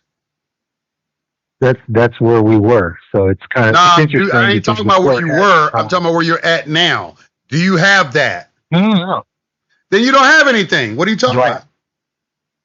No, I'm saying that it's interesting to watch. It's interesting to watch what the court did when it came up. Well, they do it a lot. When you get close, listen. Yes, when you get close to hitting home, they do get uncomfortable. But you didn't hit home. Well, they're kind of stuck right now because if they try to affirm this decision, it's going to contradict some Supreme Court precedent. That's going to be not something I don't think they're going to get into. What's Supreme Court precedent? What's the name of the case? It's K. I think it's. I'm not sure you say it, but it's KHJO or JOA or something. But it's a case about where when you put documents into evidence, you can't especially when your claim is debating or contradicting the terms of the documents, they can't be held against you on the face of them. And so the argument that they're... First of all, evidence is produced in court one of four ways. Either through a deposition where you swear under penalty of perjury that you're telling the truth. I've done all this. I did all this. Okay, well, if you got sworn testimony, that's admissible in court. If it's sworn, but it can be, but that doesn't mean it can't be objected to. That doesn't mean it can't be cross-examined. That's not the key. That's not what I'm saying. That's not what I'm saying. Is they're going to affirm this decision, which recharacterized my entire claim, despite what I put into the record myself. What's your claim? Your claim? That they aren't the lender. That they aren't the lender. That there's a constructive trust created, and they are merely an intermediary. So they're purporting to be a lender, and then when I question them and I look for and actually transfer evidence, that ain't gonna work. They lied. I already talked about that in the Dutch National Bank. They already ruled on that in the Dutch National Bank decision. Okay, first of all, the beneficiaries are the one who have the injury, not you. Okay, you. No, I'm not claiming the injury is. You got the house. Wait, hold on. Didn't you get a house? Didn't you get a house? Well, this is a refinance. We already had it. Okay, well you got a house, right? You got a house, right? Yeah. Okay, you got something. Okay, what they do with the instrument at that time is a matter for the beneficiaries to determine of the trust, not you. You are an obligor of the trust. You're not a party to the trust. You're misunderstanding. No, I understand exactly what you're saying. You're saying they're not the lender, and I'm saying that doesn't matter. That they're not the lender. That's what I'm saying. I'm saying what you're saying doesn't matter. But on the face of the document, technically the law does matter. Right? That don't matter, man. They didn't already ruled on it. You're obligor. That means you're a debtor to the trust. You're not a party to the trust. You're a debtor to it. The party to the trust of the certificate holder. The certificate holders, and I'm going to tell you what the court said. If the certificate holders don't have a problem with it, why do you? Well, I mean, they got provisions in their prospectus that allows for non-lawful transfer. And so they're claiming lawful transfer. And no one has one. Listen, man, I was in this between 2010 to 2013. And that's all I did was foreclosures and securitization. Not a single person has won one of those arguments on the illegal transfer of the note. And all those producer note arguments and things of that nature. They're not really the lender. Not anyone, not one person. Huh? The action is all origination based. And they because the courts have already been doing this for 50 years, talking about you're not a party to the securitization contract. It's a separate. Okay, so I just asked you if it's dealing with the origination of the loan, then do you have someone do you have someone who can audit the bank? Because most of those people who originate those loans, the original lender, they go out of business, and then they assign it. Huh? So I got my discovery request out, and I noticed the court. Right after I mailed it, and then it was the following day that the case was actually dismissed. So it was sitting for about a month and a half pending dismissal, and it wasn't until I showed them I was serious and actually requesting documentation to substantiate this whole thing, because it's all in their control. How did you request documentation? Through my discovery request, my Rule 34 discovery request. Okay, so you discovered what kind of documentation were you trying to request? Well, I said discovery, because when you said discovery request, that means you want everything that they filed on the case. Yeah, no, not on the case. In their control. We were already into discovery. We had already had our meeting, and I was already. So you issued a subpoena ducis. So you issued a subpoena ducis tecum for documentation. That is, well, the request has to predate the, any, what do you call that? We're trying to compel their. So what information are you trying to compel? What is the information you're trying to compel? So the note, so I went to my title company trying to prove whether or not they actually funded the note. And I got a copy of the funding receipt, and it's labeled as such, and I got screenshots from the mortgage company, or the title company, because they're the agent for the bank. And basically, there's no banking information on any document. Everything looks like a QuickBooks receipt.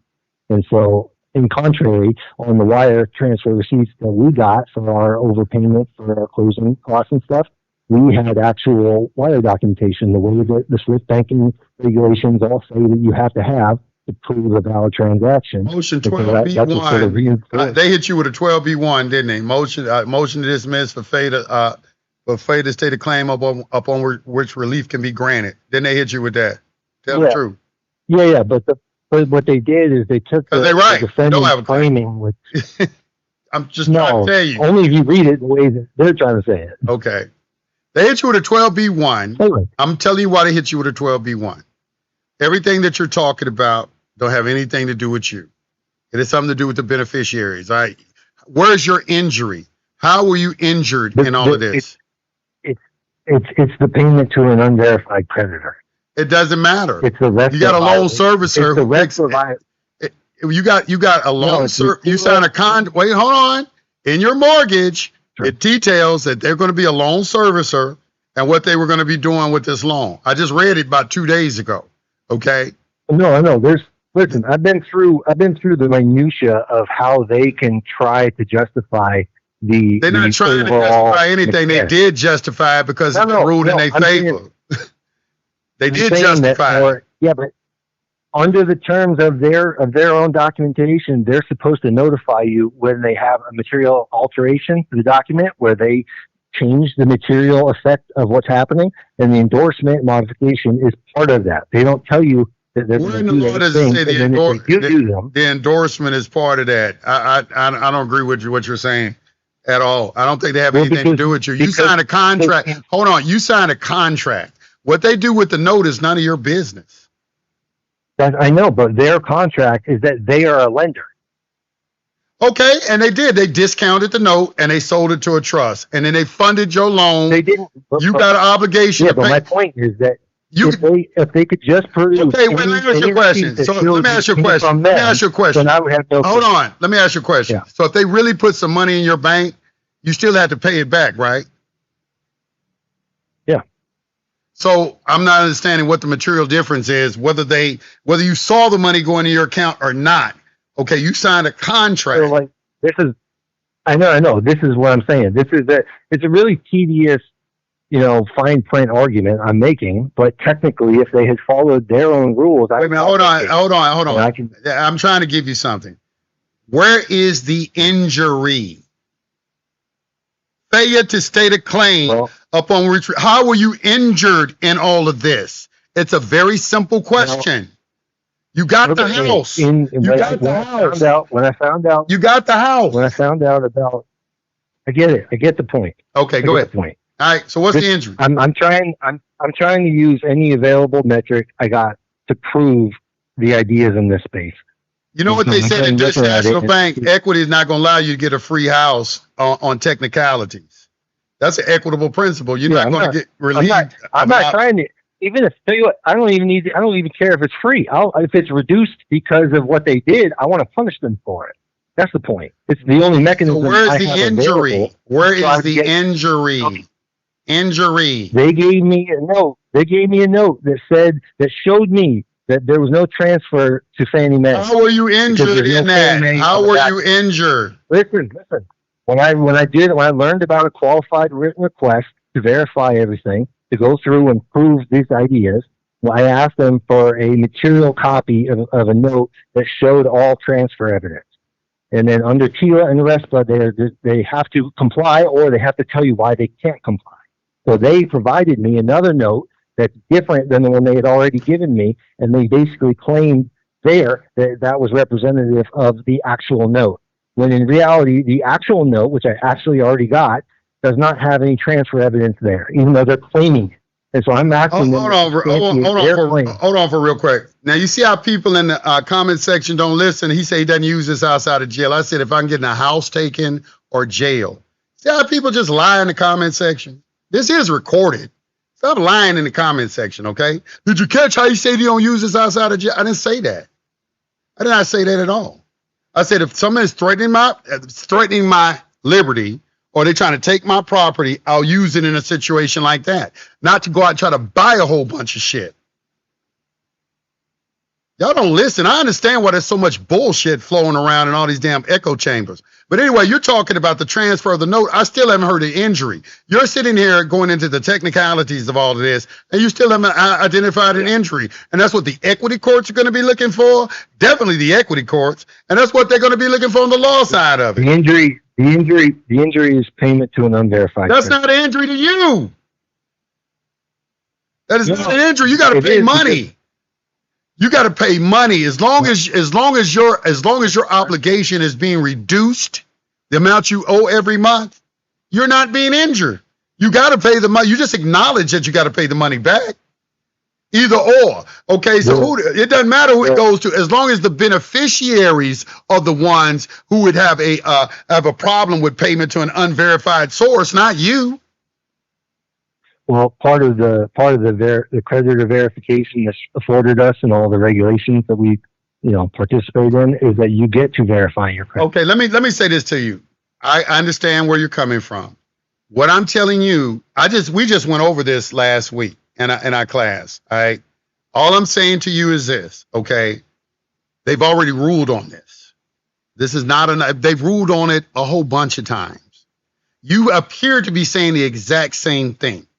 The definition of insanity is to keep doing the same thing over and over again, hoping for a different result. I know a lot of you people are new. Y'all think y'all the first person to do something. You're not. Okay. I'm giving you what you ought to do is run that Dutch National Bank company as trustee through ChatGPT and ask it, is there some sort of equitable remedy in all of this? That's what I would do. I would also take all of my court paperwork and run it through ChatGPT and ask them, do I have a claim? And see what ChatGPT tells me. But you're sitting here trying to go off your raw intelligence, and you don't have enough knowledge of law to do that. You don't. No. See, this whole case was developed with ChatGPT. I got into it looking to verify all of it. So did you? So what did ChatGPT tell you? It's basically that any secondary claims have already been long decided, so it's not trying to challenge any securitization. And what's interesting about this case is because everything's origination-based conduct, and they are lying about it. Once I asked them about it using these regulations, even if the injury is not is only the unverified creditor point at the, from now on, it still constitutes an injury under the law, and they technically should have to answer those things or follow their own regulations. And so I taught them. It constitutes an injury under what law? It constitutes an injury under what law? RESPA is like 16 something. 15, I didn't look at it, but 15 USC 1692G, the Fair Debt Collection Practices Act, or TILA, Truth in Lending Act. You must be talking about TILA because you keep talking about origination. Yeah, there's TILA and a RESPA. Okay. There's two causes of action. I can give you the case if you want to read it. All right. It was a very small technicality. But I don't see how you injured in all of this. I just don't understand how you injured. I mean, I've read the case law on it. Yeah, I read the case law. I understand where you're thinking from because I was a part of. Listen, this is the reason why. Well, go ahead. Finish what you're gonna say. Go ahead and finish what you're gonna say. All I was gonna say is that if all they really had to do was give me a receipt and it was dismissed the whole case. And the way that the defense had to respond and had to flip sentences and create new ideas. I mean, things that were not in the claim at all, in order to try to phrase it in a way that the court could adopt easily. It was kind of crazy to read it. And so it's interesting, how far they're going to go to try to say I was saying other things, but now we're in the appellate stage and I get to really see what happens. And so it'll be interesting because I'm gonna be honest with you. I stopped going that way a long time ago, arguing. That's why I give them a negotiable instrument, because that's performance. They gave credit, they can expect credit back. I don't care what they did with the promissory note. That's the whole basis of this whole movement in secured party. We don't give a damn what they do. Okay, there isn't any money. There's no money in the system, period. All right, so you gave credit, you should expect credit back. We don't want to argue. We're not here to argue with them about anything. I'm not. Why are you arguing? If I got unlimited credit that I can use at any time to set off any debt, why would I argue with them? Why would I care about what they did with a promissory note or anything like that? I wouldn't care. All right. When you go into the court. This started with me trying to do that. It was a acceptance for value attempt. Then that's what you need to stick with, because didn't you hear earlier we were talking about you need to establish some sort of duty on their part? Because the whole thing is about duty. I know this was before I had any UCC filed or anything like that. This was very early on, and it just happened to get me the copy of the note that showed me a little bit of inside baseball. That's all. How is that hurting you? Okay, you say you wouldn't give full disclosure of all the material facts. Okay. Okay. So when I ask who owns the note, they say Fannie Mae owns the note. So then you go try to contact Fannie Mae about whatever they're willing to entertain for set off. Now you're getting into something. Okay, hold on, because we did a litigation roadmap on that. Now you're getting into something right there. Let me see if I got that. Well, it's interesting because as soon as you try to look into these things, you find out that their mailing addresses don't work, and they don't respond to letters. And turns out ChatGPT says that the acquiescence via acceptance, it's not rebutted or whatever. It may not be the best argument. And so we read and we hear about all these ideas and these concepts, but there's not a lot of people that go through and give you a lot of play-by-play. This is how I did it. This is where I had success. This is the actual thing that fixed it. So all the set-off mechanisms and doing filings to the Treasury and having recorded things properly done and all that. It's all just preparation for litigation. It is. That's exactly what it is. So, I'm glad you recognize that. Because I saw all of that having to be done anyway. And I happened to see this mortgage thing when they claim Fannie Mae ownership, but that case law says that secondary transfer evidence has to be recorded literally on the document, and then you're handed a document that says that transfer doesn't exist and that's not actually lawful transfer. Then it's like daring me to sue them. to find out. I think where you're losing me is you keep worrying about the transfer equity. Okay, first of all, it's only because they claimed it. Only thing that you're interested in is, okay, who has the note? Because if the note isn't counseled, then there could be another, that could leave you vulnerable to somebody else making a claim. Okay, so that is the reason why, yes, you do want to know who the holder of the obligation is. There's your injury. Yeah, there's your injury. That's a possible injury. You haven't been injured on that yet. That's a possible injury. Well, they're arguing under some of the, I think the rest of that whoever is the creditor on the face of the instrument is sufficient to say that that's a response, which is kind of interesting. Right. I understand what you're saying. We were just going over that, and we did a litigation roadmap on that. But it all revolves around the fact that you need to know who is the holder of the note. Okay, due to the fact that's counseling. Yeah, it's counseling an obligation, but that in itself doesn't, necessarily, because if they cannot demonstrate that they're the holder of the note, then yes, then you don't have to pay them. And that particular right there, that right there, that is true.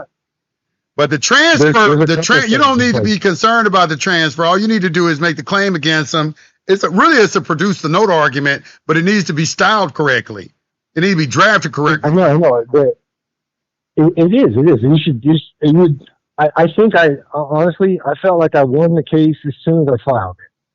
And I know that it's a long shot to say that. I know it's involved. I know what. I'm gonna give you a bit of information. You ain't gonna never see a case somebody win like that is gonna be on the record.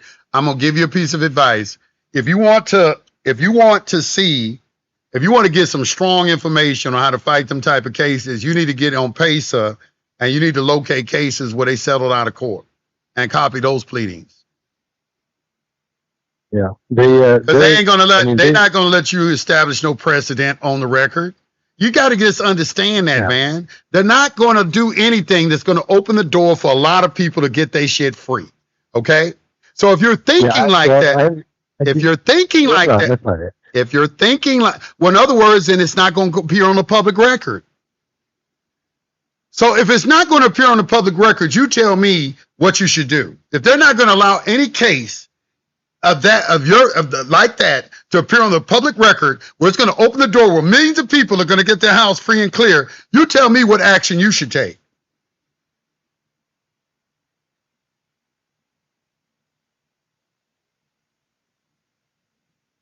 See, I've done this since for 3 years back in 2010. I already know. We had robo signing. The robo signing was the strongest evidence. Wait, hold on. The robo signing was the strongest evidence ever of corruption, and they swept that under the rug. Yes, that's what this is. This is just. You're gonna find nobody that's gonna help you with robo signing. The attorney's already told me. He got the call. No, what I'm saying is that my case is straight up about the mechanics of the process and whether or not they followed their own rules. I understand that. Your argument, power of attorney and the transfer and stuff, and actually followed through with notification. Wait a minute. First of all, listen. Just listen. Can you please listen? You have to cite an injury. Your injury is if you end up having to pay two different people. Okay, that's where you need to focus.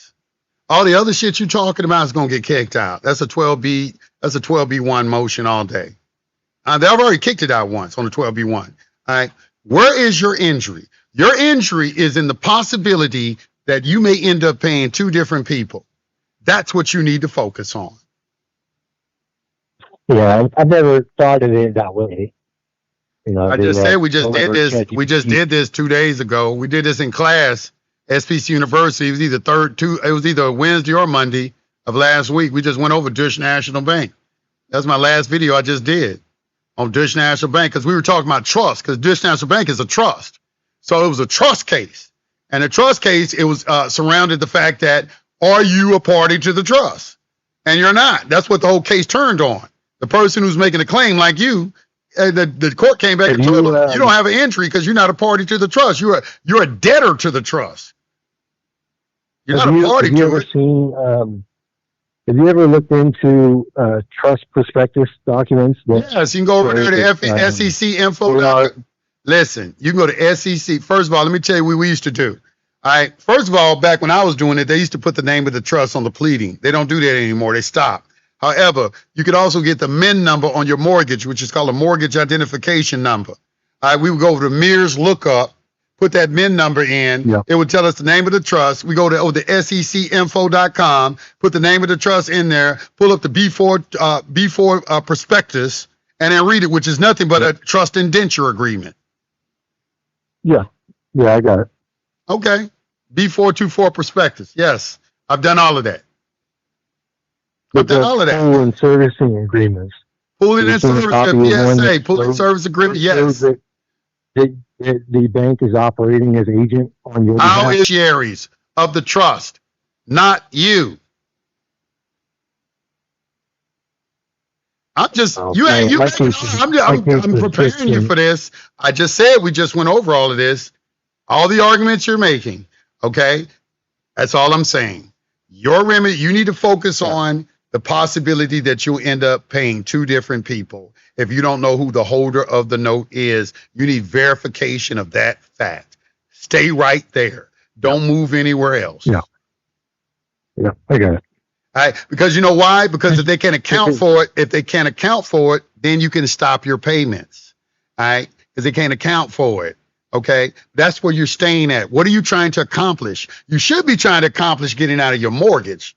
All right, that's what I would be doing. I would be doing, and that is the only way you're going to do it. All that other stuff, that has been litigated ad nauseum. Okay, it's been litigated ad nauseum. See, I was in the middle of this between 2010 and 2013. All these arguments y'all making, we doing securitization audits and all that. How do you think I know all this stuff I'm telling you? Are you saying that you, instead of trying to litigate the new, like this little particular of this contract, that I could potentially prove, I would probably put it up in wrap it up in a quiet title action. All right, were you seeking quiet title? Yeah, and then make them bring forth their claim, and make everybody bring forth their claims, and then make them establish their claim on the record. And if they can't establish their claim on the record, then move for a quiet title. Quiet title means you're going to clear your title off. Any lien holders on the title, they're going to clean it. Yeah, that's part of it. Now, how you go about litigating that, I haven't went all the way through, but I have done a roadmap of it. And just like I said, this is just Thursday last week we just went through this.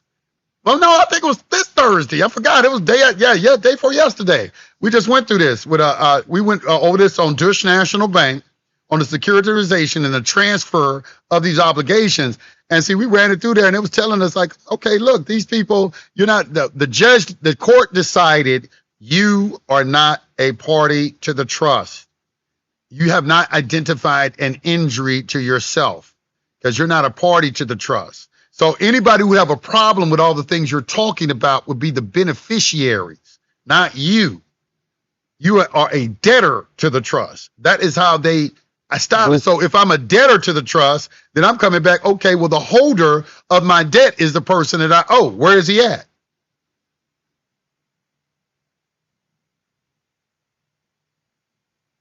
Into the action, I mean, the holder, wouldn't the holder claim be as dismissed? Dismissed as quickly. That's something else we got to get into. Who is the holder and who is the holder in due course? That's something definitely have to be adjudicated. You're saying, you're saying you'd be looking to find out who the holder is so that you can validate the demonstration or whatever. But show me the no argument is that you're not a party, so you can't even ask for that stuff. You're not okay. Listen, yeah, because you're not. All this is wait a minute. Let me back up. All this is resting on the fact you have to identify an injury. In fact, okay, the only injury that you can identify is the possibility that you will get have to pay two different people, because all the other things are just technical. It's not going to alleviate the obligation just because it wasn't transferred right and all that kind of stuff. That's not going to alleviate the underlying obligation. That's not injuring you. You have a whole entire house. And see, I'm trying to give you some principles of equity. Equity is not going to reward you for technicalities. It's not going to issue you a free gift off of a technicality. That's an equitable principle. Put that in your chat GPT. Yeah. So I'm not trying to argue with you. I'm saying, look, we analyze this. Y'all come to me for questions. I'm telling you what the court is going to say. I keep my feelings out of it. I don't feel no one way about it or anything like that. When you hear me talk, I'm talking because I already went over the case, and I went over the case with my students. They were right there, and we all looked at it, and we talked about it. You know, and so, but the thing that came out was, where the injury is the fact that you could end up, see, it was just like in the day when you wrote a check. A lot of people don't remember this. We used to write checks back in the day. The bank would return your canceled check. The reason they return your canceled check, because you don't want it floating out there because somebody else can make a claim. It's like claim to an instrument, UCC 3-306, or claim and recoupment, UCC 3-305. Yeah. Okay, but they could do that. However, if you canceled it, nobody can make that claim, and you were safe in knowing that your debt is paid for. But if you don't get a cancellation of that instrument back, you have no way of proving that the obligation has been satisfied, and it can be transferred to somebody else, and then they could come to you and make a claim and say, you owe me. That's the potential injury. That's the biggest injury. And that's where you need to be looked at. A lot of y'all focus on the wrong things, because the court, that's why they keep giving y'all 12B1. Failure to state a claim upon which relief can be granted. How were you injured? Well, because I was paying two people, or maybe the wrong person. I'm going to try to find, let me see if I can find this right now. I'm going to see if I can find, I had this. That's what you're saying, right? That's what I said. That's the perspective. That's what you're saying, is the injury perspective to hold is that, you know, you don't know who you're paying or who. You know, there was something you probably can approach this, because when you get into those B424 perspectives, it's been a long time since I read it, but when those mortgages go into default, they're insured, and so they paid off. I would have even made the argument when Obama did the bailout to the banks. Why am I still paying a mortgage? Hell, he did a $2 trillion bailout for all those toxic loans. I mean, they got paid. Why y'all still paying mortgages? I can make that argument. I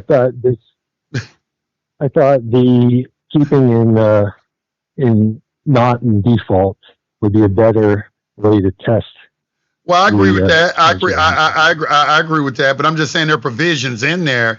I would probably even bring that up, that these mortgages are insured, and if it goes into default and the mortgage is paid off, how am I still obligated for the mortgage? If the underlying obligation has been satisfied. What I didn't understand was, just like you're not a party to the secondary transaction. If your original debt has been serviced and recorded, and the courts all assume all that to go forward, and you don't.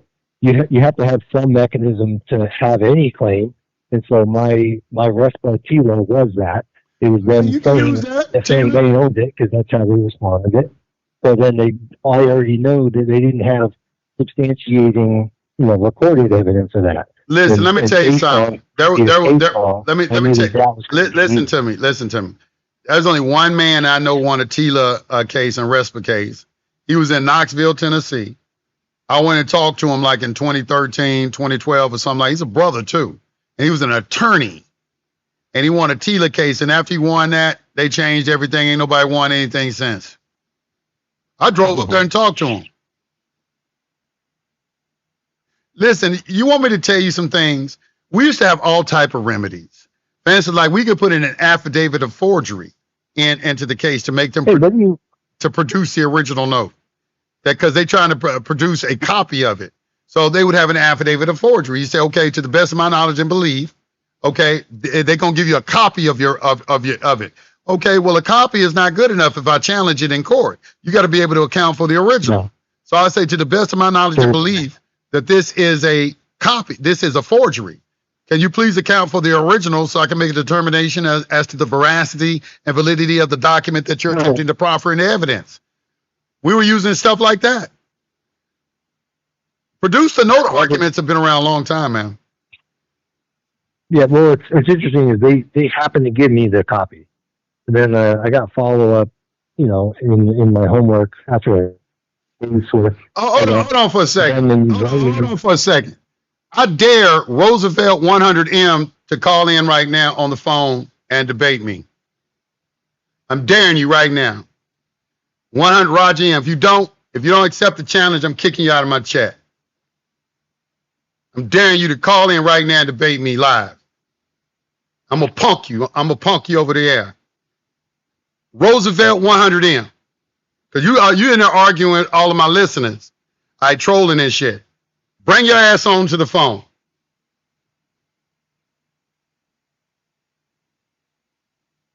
Go ahead, sir. I forgot what I was talking about. Tell me any proof or anything. There's people calling in all the time talking about I helped him with something.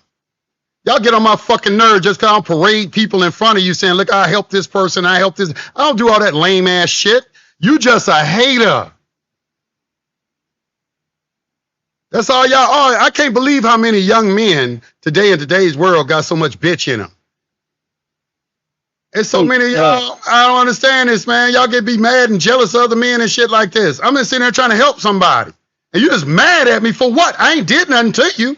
Yes, I got a university. You haven't even attended a class. You don't know what we're talking about. You don't have no remedy. You ain't helping nobody.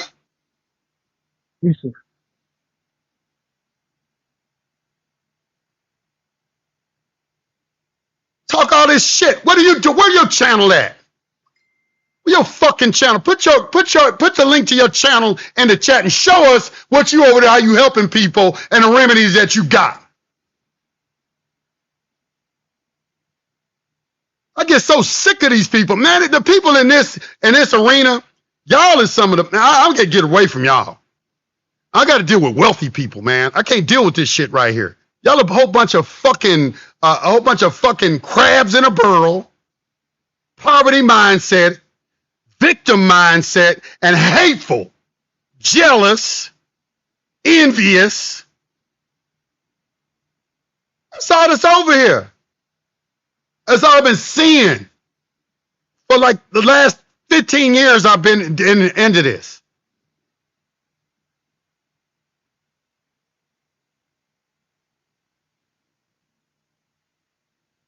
I'm not letting them get under my skin. I told them to call in. Go ahead, sir. Go and finish your thought. Do you ever look into trying to do the accounting side and how you could? Yes, you want to do the accounting. Yes, you want an accounting for it. You can request an accounting. You can request an accounting. They got an accounting under UCC. Request for accounting under UCC. You talking about with? Did they have any obligation to respond though? Yeah, you got an obligation to respond to it. Yes, you got a contract with them. Request for accounting list of collateral or statement of account. This is UCC 9-2-210. The stuff that I got, all my normal account statements doesn't show anything except the normal mailing things. And that's why you got to take them into court. And that's why you got to take them into court. And that's why you got to you could get the bankers into court. That's what you want, but the bank don't ever come into the courtroom. Yeah. Well, that's what I said. As soon as it's like they forgot about it until I put the discovery request in and notified them, and then it woke them up and made them. Okay, so I understand what you're saying. Yes, I understand what you're saying. But look, I'm gonna move to the next caller. I've helped you as much as I can. I said, you need to focus on. Because what you're doing is you're really trying to segue into the produce a note argument because you're saying, who am I paying? Okay, you're talking about the transfer of the moat, and the transfer is illegal, how it was, and there was the chain of title and all those arguments that people bring into. I've just read that, and they're going to tell you that that is an injury to the beneficiaries, not to the obligor. Okay, that is the injury to the beneficiaries. All right, so that's why they keep giving you a motion 12B1, a motion to dismiss for failure to state a claim upon which relief can be granted. I'm giving you the reason why. So why would you keep doing the same thing and getting the same result? There's a whole cornucopia of case law to substantiate what I'm saying.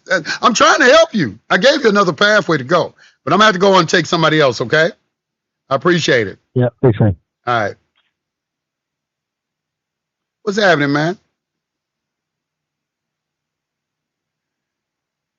I'll be off in just a minute.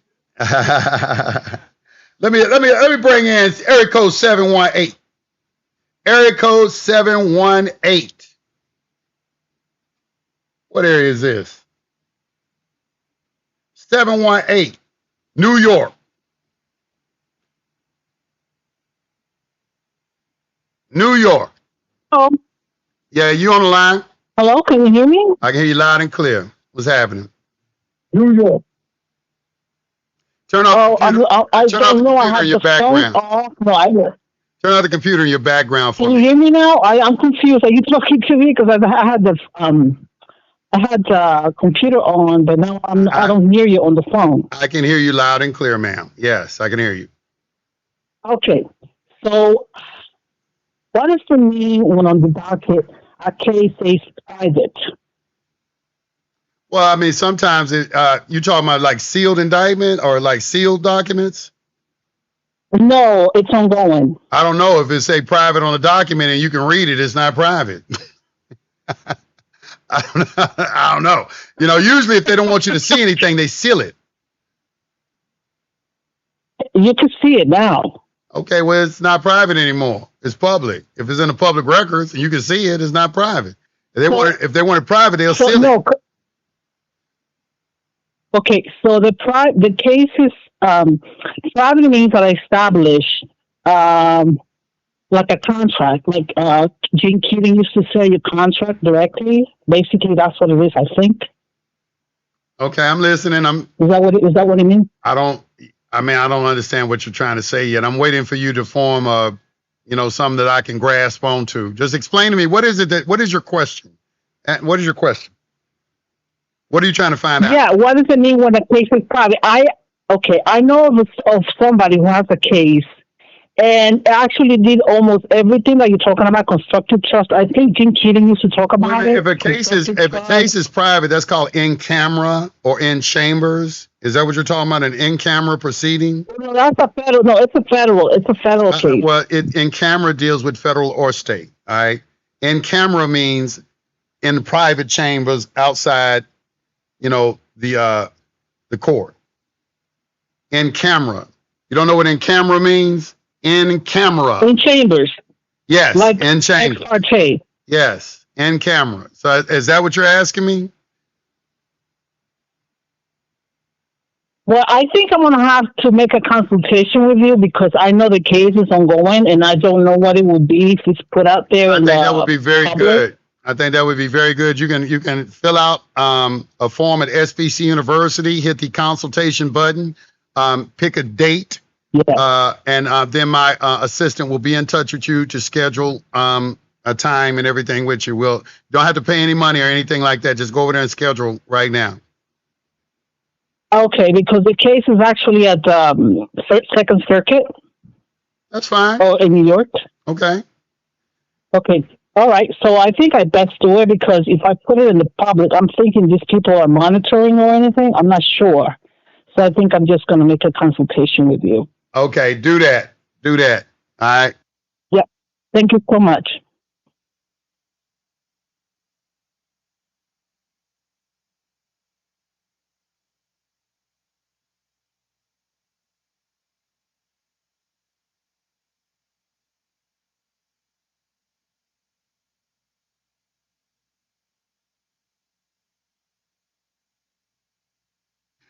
All my people in here and everything. All right, y'all. Who's the next person? 301 area code. 301 area code. Area code 301. Peace to the God. Peace to the guys, God. How's it going? All is well. Listen, not to get into a lot of the stuff you're saying. Listen, I see you revamped the website, right? Yeah.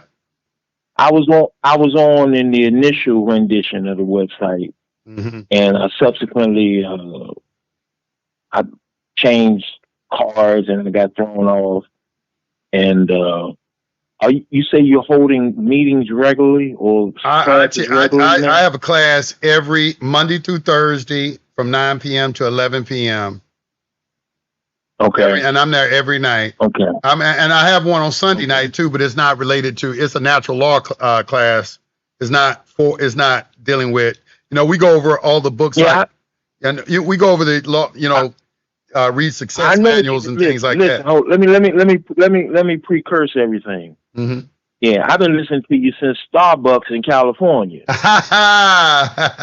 Boy, you go way back. I was in Starbucks. That's when I started. I started in a bedroom, and then I moved to Starbucks, and then to a university, and then I built my first home studio when I got to Atlanta, and I've been growing ever since. I've been growing ever since that time. Yeah, I traveled with you across the United States as you was coming back. Yeah. Yeah, I used to do all my webinars. I used to do all my webinars with a cell. See, people don't know that. I appreciate that. People, they'll look and see, oh, he rich. Somebody just called me a gatekeeper. They say, you're a gatekeeper, and you're rich, and you're a gatekeeper. And first of all, I don't consider myself to be rich. Number one, I consider myself to be in progress. I don't know what your definition of rich is, but the money I have is not my definition of rich. That's number one. Number two is that, it was a progression, man. I started in a Starbucks. Like when you listen to like my old natural law classes, that song I play in the beginning, I heard that on the Starbucks music and got it, pulled it down, and I've been using it ever since for my natural law classes. But it was like, I don't think people recognize the journey that it took me to get right here. It's like people look at you and, I'm like, man, look, I was a good businessman. I'm instead of being the kind of person that's charging $1,500 and $2,000 and all y'all that were out there doing all of that. No, I was doing $99. I was doing, I was doing $150 webinars and $25 webinars on Tuesday and Thursday.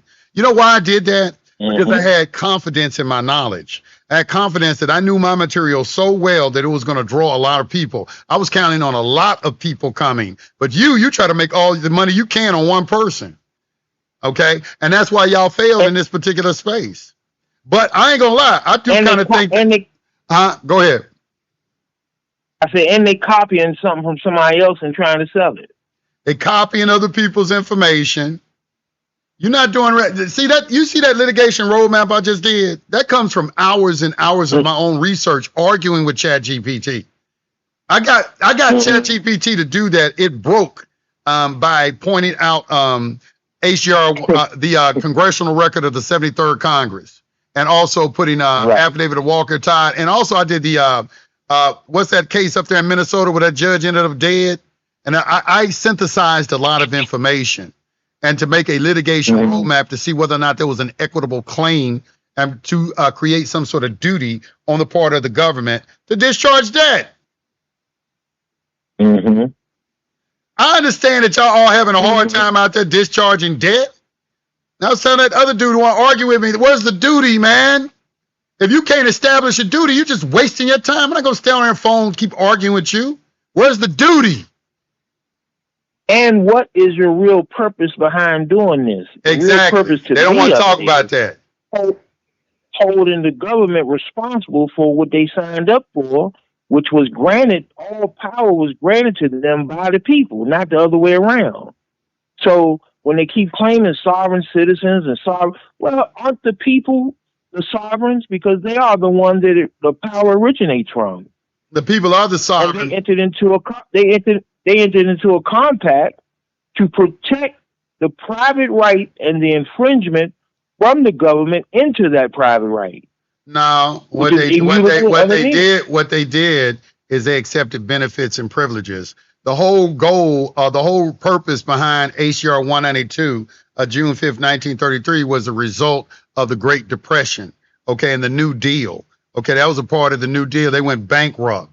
Okay, and they appealed to the American people to turn in the gold for their debtors. But also, the American people came to the government because they couldn't get jobs. They didn't have any money. It's called the Great Depression. So to relieve them of that ailment, they created the welfare state. And they went and borrowed money, okay, into the tune of now $39 trillion. All right, when you see that $39 trillion debt, that is because that is for your benefit, American people. That's the money they borrowed for you because you came to them and said you couldn't take care of yourself. Right. And that's why I say you should read the congressional record, because in the congressional record, the senator said, how are we going to take care of the American people when the American people take care of us? You were the ones taking care of government, not the other way around, but you went to them and asking them to take care of you. Right. But also, I don't know if you mentioned this in any of your class or anything. I know you talked about it a long time ago and I read it. Was the letter from William Mandelhouse when they first established the Federal Reserve under Woodrow Wilson and what their original intent was. Well, he said that the people who understand the system are going to love it and the people who don't understand it are going to hate it. Right. That's what I remember. And that's what, I know the other part we're talking about, he's going to make us, he's going to collateralize us and everything like that. But the part I remember, the part that stands out to me as a person that's about abundance, who's about making money, who don't have a victim mentality, okay, is the part we said the people who understand the system are going to love it and the people who don't are going to hate it. I'm striving to be a part of that group that understand it. Right. Most of these people out here, they striving to be victims, a part of the group that don't understand it. So they keep complaining about it. But ain't no wealthy people complaining about it. It's only broke people complaining about it. Just saying. That's true. So I'm just saying. So yeah. So let me ask you this. Is it still the same charge to sign up on the $99? And I'm not coming off $99. I teach 16 times a month. And I think that's too cheap. Especially I got to deal with all these chargebacks and all this bullshit that I have to go through and everything. Man, I'm going to tell you, charging $49 was the worst shit I ever did. That was the worst price. That's the worst price point ever, man. Y'all never see $49 from me on nothing ever again. Trust me on that. Not nothing. I'd rather have a little from a group of serious-minded people than a lot from a whole bunch of jokers, tie kickers, and people who just looking for a quick fix. You know, they looking for, that's why he calling me a gatekeeper. He calling me a gatekeeper because he think I got the quick fix answer. That's what he want. He said, man, fuck all this reading and shit. Just tell us the answer. That's what he think in his mind. Well, you said that back then, that this was at least a 10 to 12 year study just to get not 10 or 12 years. No, I ain't gonna say that. I said it take about 3 years to become functionally literate. Okay, functionally literate. Okay, I say, yeah, but attorneys go to law school for 3 years. Why do you think you're going to do something that they don't have to do? See, what they think is that they don't have to learn the law like an attorney does. They think that I'm the sovereign, I'm the lawgiver, and that they don't have to do anything. But they ignore the fact that the people in the public have a delegation of authority from the Constitution, the state and federal Constitution. If they would take the time to learn trust law, which many of them don't, because they think a beneficiary has all this power, when a beneficiary doesn't have any power whatsoever. The only thing they have is a right to receive a prorated distribution from the trust. They have a beneficial interest. They have equitable title. Ownership title is with the trustee. Trustee has all the power, not you, and especially in a trust that you didn't create. You didn't create that trust. Okay, so the only thing you got is an equitable trust. If they don't want to honor a duty that's been bestowed upon them, then your remedy is injunction, is some sort of equitable relief. It has to be equity because the law doesn't offer a remedy, and that's what equity is for, offering you a remedy that the law doesn't offer. That's why the stand in honor and the administrative process and all of that is done. That's all evidence to demonstrate that you're in honor when you go in an equitable court. You're not going to get no remedy in a statutory court on none of this that you're talking about. Even in creditors and their bonds, it give you an example of a bill in equity. You have to invoke equitable jurisdiction, not no damn statutes. Don't know, with 12 standard 11, 411 say this. I was done when he said that. I was like, okay. They looking for some sort of statutory remedy. As if they going to give them what they stay at. That's how you tell somebody new. They constantly in the statutes. They ain't trying to study contract law and equity and trust and all of that. They constantly in those statutes. 12 stat 411, 18 USC 241 and 242. They keep rattling off all that shit. Title 42 action. They all beginners, man. That's why it take a long time and enough experience, and you hit your head on the wall enough times going that way, then you say, oh, I need to go the other way. Oh, I see where I'm supposed to go now. You keep hitting your head against the wall trying to get some sort of remedy under a statutory scheme. But calling yourself private and sovereign and all this shit. Now, what about the issue of having a jury trial? Jury trial, you ain't entitled to you're not really entitled into a jury trial in Article 1 court. Really? That's why we call it a dog and pony show. Exactly. You're entitled to a jury trial in an Article 3 court. I agree. Okay. However, so if they masquerading, they're not masquerading as in Article 1. They being just what they want. I'm saying if you got a administrative law judge in an Article 1 court acting as if you're in an Article 3 court that requires a jury or has the option to have a jury, is that a violation of his delegation of authority? Or no, it's not a violation of his delegated authority. No, they're not. They exercise plenary power within Article 1. They can run their proceedings how they want to.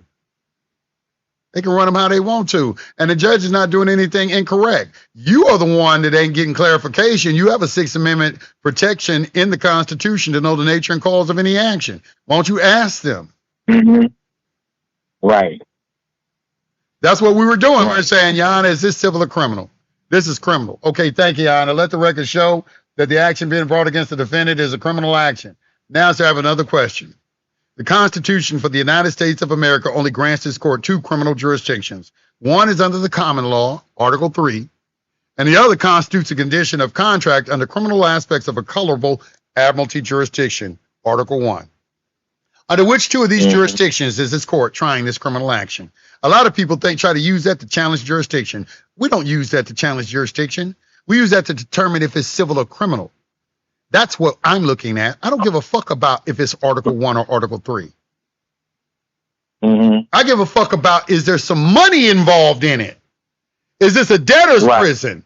Has this created some sort of debtor-creditor relationship? And I'm being cast into the a capacity of a debtor. And how can that happen if we gave you the gold and silver? That's why I'm doing it. Remember, I teach secure party. I don't teach this other shit out there they teach. They teach all this other shit. Challenge jurisdiction. You ain't never heard me tell you to challenge jurisdiction. I've never said that. Every document that I've read when I got introduced to that told me not to. Gene Keating's prison transcript tells you not to. Creditors and their bonds definitely tells you not to. Dealing with presentments definitely tells you not to. Everything that I tell y'all to read tells you not to challenge jurisdiction. Y'all just love to do it because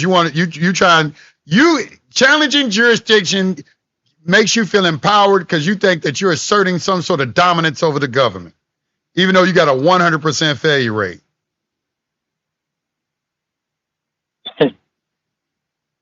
Right. I'm just saying, the whole thing was about, why do I stick with a secure party? I stick with secure party because there ain't any money.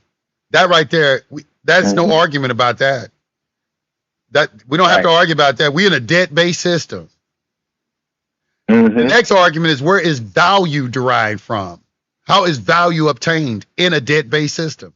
Value is obtained from interest in things, meaning putting liens against property, having an interest in property. So everything is lien. Creating liens create debtor and creditor relationships.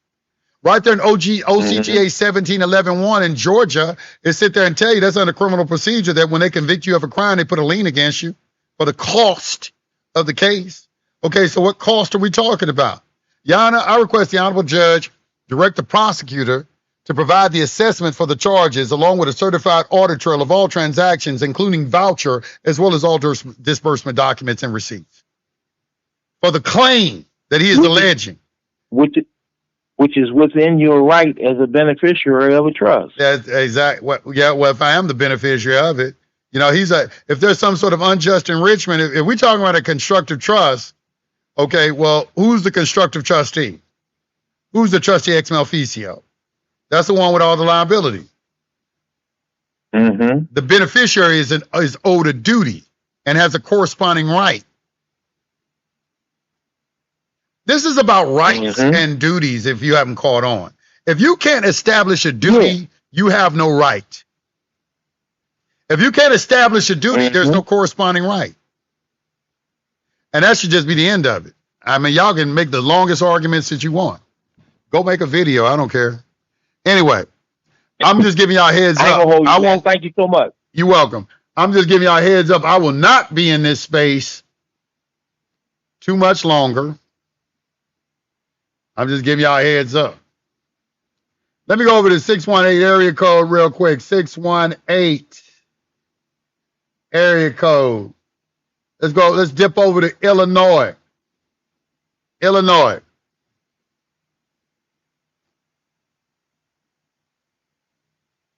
Illinois. 618-381. Hit your mute button. I can't hear you. 618-381. I can't hear you. 618-381. Your mic is open. Going once. Going twice. Couldn't hear him. Can you hear me? Can you hear me? Oh, can you hear me? You're lucky. I was just trying to drop you, boy. I just hit the button. I can hear you. Go ahead. Okay. All right, go ahead. Okay, how you doing? I'm doing fine. How about yourself? Okay. I'm doing okay. I've always been afraid to kind of get on here and say anything because I know I'm not as knowledgeable, but, you know, I'm still in the process of learning. Right. So there was a replevin that was filed. Okay, so maybe I need to kind of start from the beginning. Okay. So there's a lady that I know that I helped get a car. She got a car from the place called Carvana. And we live in Illinois, close to Missouri, and they deliver the cars to Missouri, and Missouri is where they give you the title to the car in that state, right? Right. So when they sent the title was like free and clear, so we just pretty much sent the title in, and I did send this, you know, like a notice with it saying that I sent this a notice with it to where it was saying that because the top of the title said for value received, Wait, that they signed all rights, title, and interest. Hold on. They sent you the title to the car? Yes, so I did one first, and then I did one for her. What's the problem? Because with her car, I got my car free. I got my car, and I don't have any issues with it. But with her car, they sent the title, and then at the bottom of the title, they had where they tried to stamp themselves as secured party on her title, not on mine. So I sent a letter with it saying that they can't sign all rights, title, and interest at the top and then come to the bottom and say that they have interest as well. So well, first of all, wait a minute. Clear. Okay, first of all, and with a car, title is perfected by possession. Do you understand that? Okay. Title is perfected by possession. So I wouldn't even. If they sent me the title, I don't care what they typed. They typed on it. Let me give you this. You know what they did? They sent in to the DMV or to the Secretary of State stating that there was a mistake on the title after they realized that they could not get the car. So they came and picked up the car. The police was called, and the police made them give the car back because we had The title. clear, clean title. Right. And after that, they sent in to the DMV stating that that there was a mistake. Now, this is 3 months after having the title. They said that there was a mistake, and they added them as a lien holder on another title, even though we had the original title that was free and clear with no lien, no nothing. You need to take them to court. You need to do a quiet title or sell the car. But they have us in court right now. She signed it over to me. So they filed a replevin in court to try to get the car back. A replevin bond is a writ of attachment where they seek an attachment of the vehicle to hold the sheriff to hold it until we decide what's going on. In other words, they had to pay twice the amount of that car into the registry of the court to indemnify the sheriff. So when he comes and picks up that car, they can through litigation. That's what a replevin bond is. A replevin bond is. It's a writ of attachment. Okay. So they don't have the car as of right now because I have the car, and they were kind of confused when I showed. All right, then file a demand to dismiss for lack of subject matter jurisdiction due to the fact that they're not a real party in interest and they don't have standing. Title was perfected by possession. You have possession of the title. They signed it over. Equity will not assist one. You haven't in any kind of, this is an equitable proceeding. How have you in some kind of way injured them? Exactly. That's what I was trying to find out, and that's kind of what I'm trying to dismiss everything. I'm trying to dismiss everything. Exactly. So they wouldn't really let me speak at first because they were bringing her into court, so I had to file a petition to intervene. I guess in the case so that I would be able to speak and if she assigned it over to you, you have an interest in it. So yeah, you're a third party intervener. Okay. On the federal level, that's Rule 24. On the federal level, on the state level, you have to find it yourself. I don't know what it is in your state, but the state has an intervention as well as the feds. Okay. I think I did write that in there because I told them that I had interest in the car, so I had a right to intervene. So they were kind of afraid once they saw the title because the judge and the attorney was just, because I was kind of challenging her because I think that she didn't have firsthand knowledge or anything, so she was kind of limited on her speaking. And that's why I don't discharge stuff. I don't discharge stuff for people because you got to go into court for them. You discharging stuff for people who can't defend their position, and then they end up getting in trouble doing something wrong. Yeah. I think that I know. I think I don't know. I'm still learning. I think I know enough to kind of go into court because they really, when I go in, they really. Well, I would use delivery. Okay, when possession or buy or delivered to secure party perfect security interest without filing. Okay, and I put my UCC. Was I supposed to put the UCC on my UCC one on the record? I'll put a UCC one on it. Yeah, that you got you for. Is it stamped? Well, I have my UCC that I had already filed. I understand that, but on her car, did you file a UCC one on her car? Mm-hmm. No, I didn't. All right. I didn't. I don't know why we bring that up. So that's what so that was a question that I had to ask.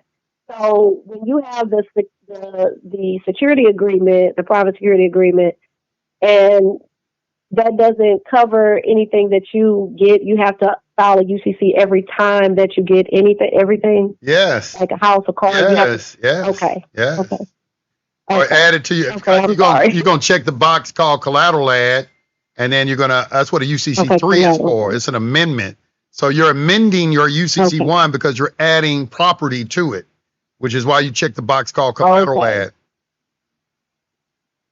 So would it be kind of late to do that since we're already in? Yeah, equity. Equity. You got to do things before. I know, at least in equity, you can need to do it before. You can't do it after the fact.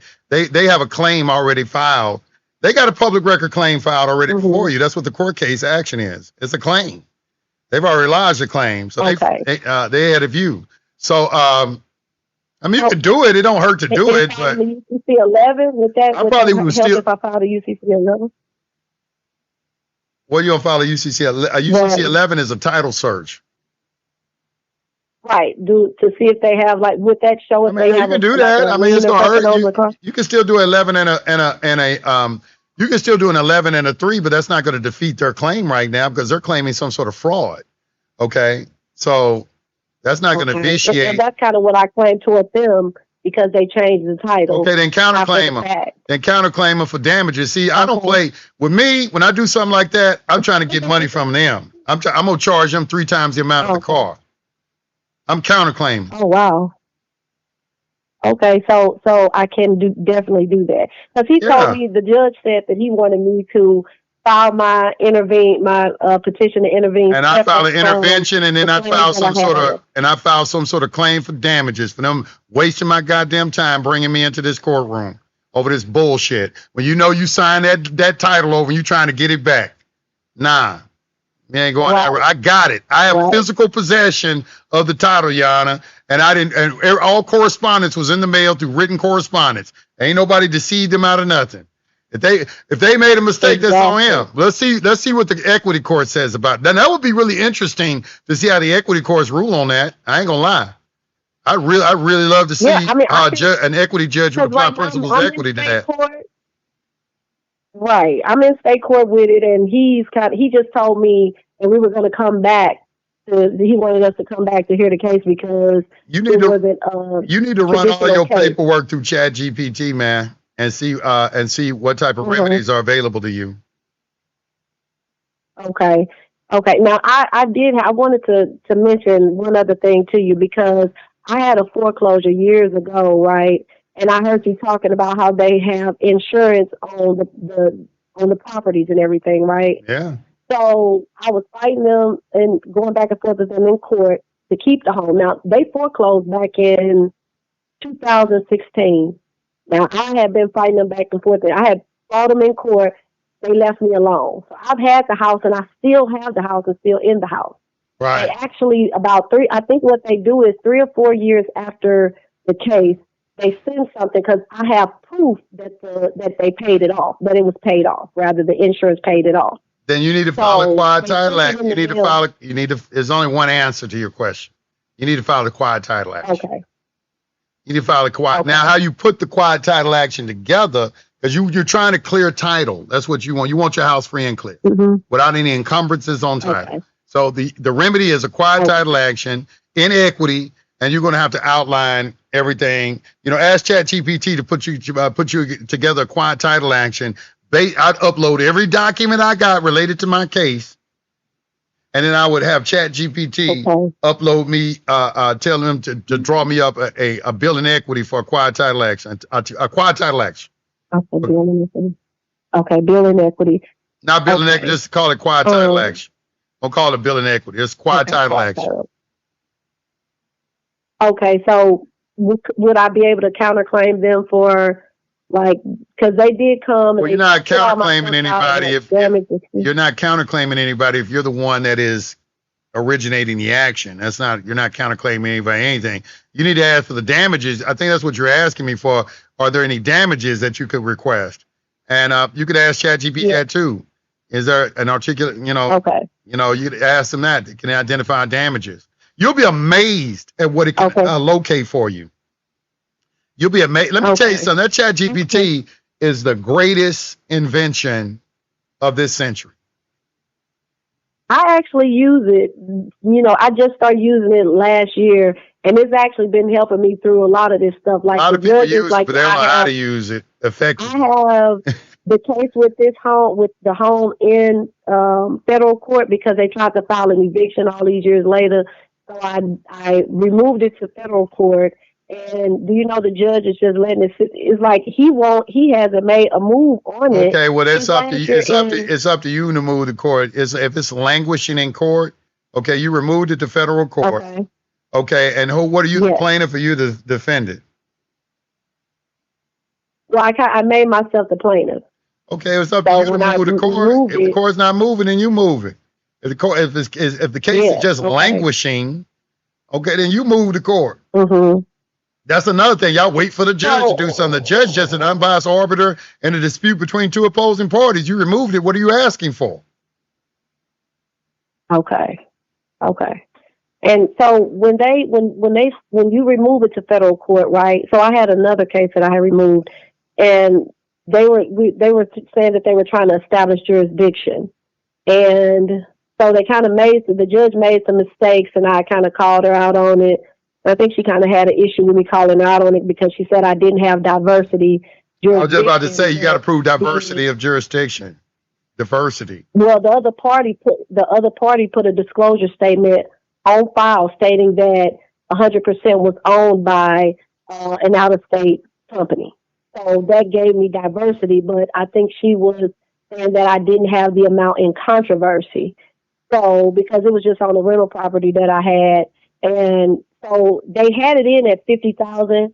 But what they did was when she did a remand back to state court, they moved the amount up to 86,000. So should I just try to remove it back since they moved the amount up? Well, I mean, if there's been some type of change, that's an inconsistency. I think I don't care if it's state or federal court. You need to point that out, and ask for the reasons why, because that's going to make their case look weak. If they, what I would ask for, I'm going to tell you what I would ask for. I would do a quiet title action. I'd subpoena their documents, and I try to hail in the bank president and put him on the stand and put him under oath and swear under penalty of perjury. What you want them to swear under penalty of perjury that you are indeed, that they are a creditor of yours and you're a debtor of theirs. You want to get them on oath saying that. See, the problem is what people don't understand. The whole game is about swearing under penalty of perjury. They don't ever want to do that. Because, like the attorney said, there's no debt. They ignore my subpoenas. I'm sorry? They've been ignoring my subpoenas. They've been ignoring the subpoena. You can't ignore a subpoena. That's automatic grounds for an appeal.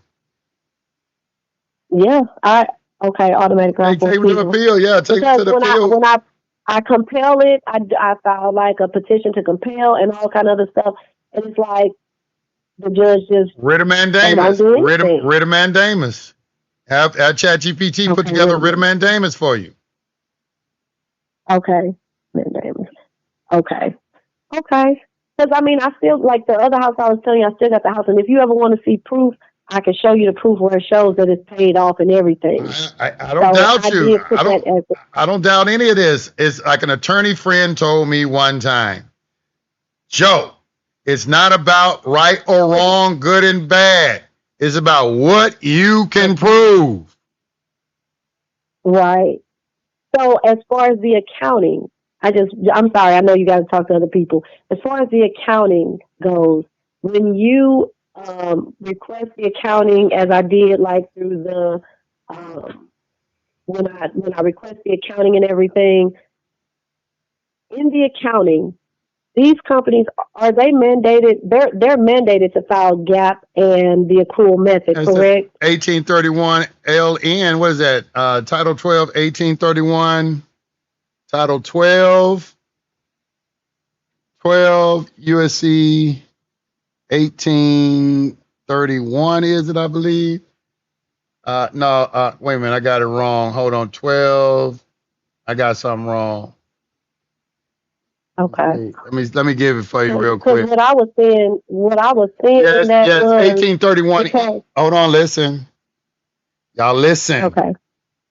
18 USC 1831 N. I forgot the N. Accounting objectives, standards, and requirements. Okay. Accounting principles. Okay. Where you go down there to you go down to what is it? Accounting consistent with GAAP. Right here. Mm-hmm. It is right here. A. You go to 2A. Uniform accounting principles consistent with GAAP. Subject to the requirement of this chapter and any other provision of federal law, the accounting principles applicable to reports or statements required to be filed with federal banking agencies by all insured depository institutions shall be uniform and consistent with generally accepted accounting principles. Right here. So it's right here. 12 USC 1831 N, accounting objectives and standards. So yeah, they have to be, but that's it right there. It's A right here. But so what I was asking was, so since they have to file that, that's only showing debits and credits. That means that once the accounting is showed, it shows the offset and it shows that it doesn't show evidence of a debt, right? Well, you want to get into the off balance sheet accounting. You want to get into the off balance sheet accounting because they moved that debt off their accounts payables over to their account, over to another set of books, and they just hitting you with the accounts receivable. Okay. All right, so that's what you know, that's the play that you make, and that's why you want an accounting. You want to see, did they move? Okay. Because you know the matching of principle requires every time they put a promissory note. That's what Walker Todd was talking about. Every time they put it on their books, they have to ledger it as an asset and a liability simultaneously. It's an asset because they have it. It's a liability because they owe it back to you. Right. So with them having to show that would prove that, you know, that means that they can't prove the evidence of a debt, correct? If you can get them in court, and have an expert witness to come in there that audits banks and show it, but ain't nobody who got a license, no licensed professional is going to do that. We've already tried. Right. You know, nobody licensed professional is going to do that. That's what I'm trying to say. They got a lot of roadblocks up, y'all. That's why I don't even deal with foreclosure anymore. I don't even deal with it. Okay. Man, we did everything we could during that 3. Y'all don't even have no idea how the battle we had with these banks and courts. Y'all don't even have a clue. I believe you. I've been watching you for a while. So, I mean, you have helped me tremendously. I have to say that because going into court with these people, because when they summons you got to show up. So when I show up, it's almost like it's like I win, but I don't win at the same time because they leave me alone and they stop coming after me. And then they wait for about 8-10 years. Then they might try an eviction. But then when they see that I'm still there, then they don't say nothing else again. So, that's what they do. You know what they did, right? Like in Georgia, they made it where only the attorneys can clear the title. You have an attorney can do that. Because there was a lady, her name was, what was old girl name? She was back in the day. She was clearing titles for people. They put her in jail. It was a white chick. I forgot her name. Oh. They say she's still on the internet right now, though. I know who you're talking about. Yeah, they put her in jail. I think I know who you're talking about. She was conveying those properties, so they changed the rules on that now, and only an attorney can do it. So those are some of the, at least in Georgia. I don't know about other states. In Georgia, they got it like that. But I don't know what to tell you, man. You know, it's like, you know, we did all that. We fought all that. I've already told people, I say the banks control the courts.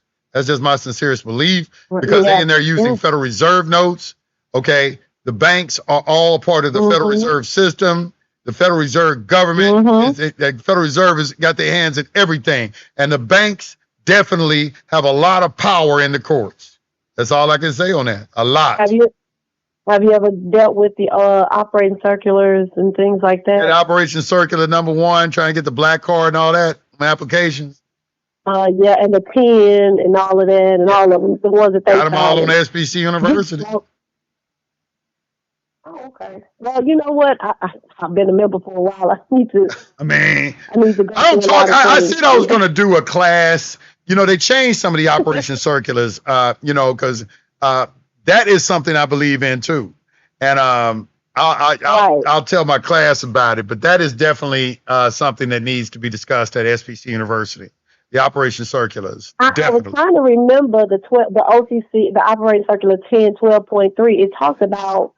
I was trying to remember it so I could you know, just kind of see if you could touch on it because it talked about how they were supposed to be doing things it's like a borrower in custody program or something like that I had seen. Well, you want to start with Operation Circular. You want to start with Operation Circular #1, all right? Because you're not a party to any of that. Okay, #1. Yeah, let me. Okay. I'm gonna tell you like a guy told me. Okay. They were using those numbers on the back of the Social Security card, okay? And they were able to match up because, you know, the number on the back of the Social Security card, the first letter identifies a Federal Reserve bank. Like when you see on your dollar bill. On dollar bill, those letters represent each of the Federal Reserve banks. That same letter is on the back of your Social Security card, letting you know you have an account open at one of those Federal Reserve banks. Says what? The Social Security card is to take money back from you to pay the national debt because that's all you owe the Federal Reserve to. Your account is established through there. So what people were doing is they changing the letter to a number and then matching that up with a routing number from the Federal Reserve. They said they figured out the routing numbers because he was telling me how they switch up the routing numbers, and you got to figure it out. And they figured it out. And he said he got a meeting. He said they were doing it for 6 months, and they got a meeting from Federal Reserve came. He said 2 Federal Reserve agents came and visited him, not Treasury Department agents, Federal Reserve agents. And he said they played good, bad cop, bad cop. And he said that he said one of the guys, talking about arresting him and everything, but the other guy was saying, if you want to do this, you got to fill out the right paperwork. And that's where those operational circulars come in. And that's all I'm going to talk about on that. Okay. All right. Anyway. Okay. Do you have the number? Do you know an auditor? Do you know a reputable auditor? Nope. Tom Schaff was one. They took his license. That's why ain't nobody gonna come in and try to do it. I'm trying to tell y'all, man. It's like, go out there and see if you can find one. I bet you ain't. Ain't nobody gonna come in there against the bank. No, because I've already got probably scammed on one. Oh, you got to figure out how you can do this and garner enough evidence to beat your case on your own. Okay. Okay. And I'm going to try to get a consultation with you if that's okay. Yeah, that's fine. That's definitely fine. That's fine. Okay. Go to SBC University, hit the consultation button, and we'll talk. I got a lot of new stuff now. I can help a lot of people on consultations now. I really can. I mean, you have a case or something. Oh, okay. I can do a lot for you now. My consultations go, you get a lot of paperwork and a lot of answers now. Just make sure just make sure you have all your documentation. You just make sure you have all your documentation in electronic format and you can email it to me. That's it. Okay, and I'll see you in class. You say you are having a class Yes, tonight? we are tonight. You know that. I don't miss no classes, man. Tonight, one of my favorite classes. What you talking about? I haven't been able to make it to the classes. I'm just now trying to start coming, so I will definitely see you in class tonight. I'll see you in class tonight. All right. Peace. All right. Thank you so much. You're welcome. Thank you. You're welcome. Have a blessed one. Blessed. Man, I've been on here 3 hours. 3 hours. I appreciate all the donations. I really do. I've been on here 3 hours on here. 3 hours. How'd y'all like that? Give me a thumbs up if you like it. Give me a thumbs down. Give me a thumbs up in the chat if you like it.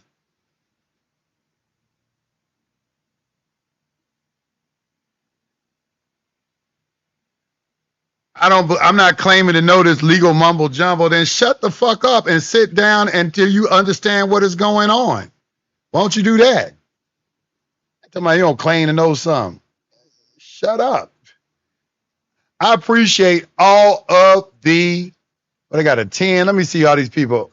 Okay, I know that's I want to thank you, Jackie. I appreciate that, Miss Brown. 1990 got $10. I appreciate all the donation. Who was this with a $10 donation? Right here. Thank you, sir. You're welcome. Thank you for that C.F.C. I appreciate that donation. Thank you very much. Thank you. All right. And what else we got? Let me thank all my people in the super chat who gave me super chats. I appreciate you. Because they just say, he come over here, gatekeeper. He just ain't telling us nothing.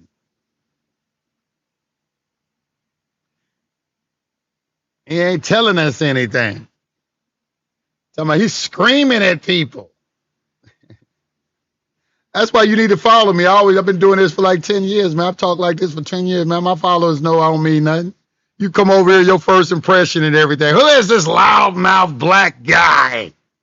This ignorant nigga. I know that's what you want to say. I'm going to say it for you. I know that's what you want to say.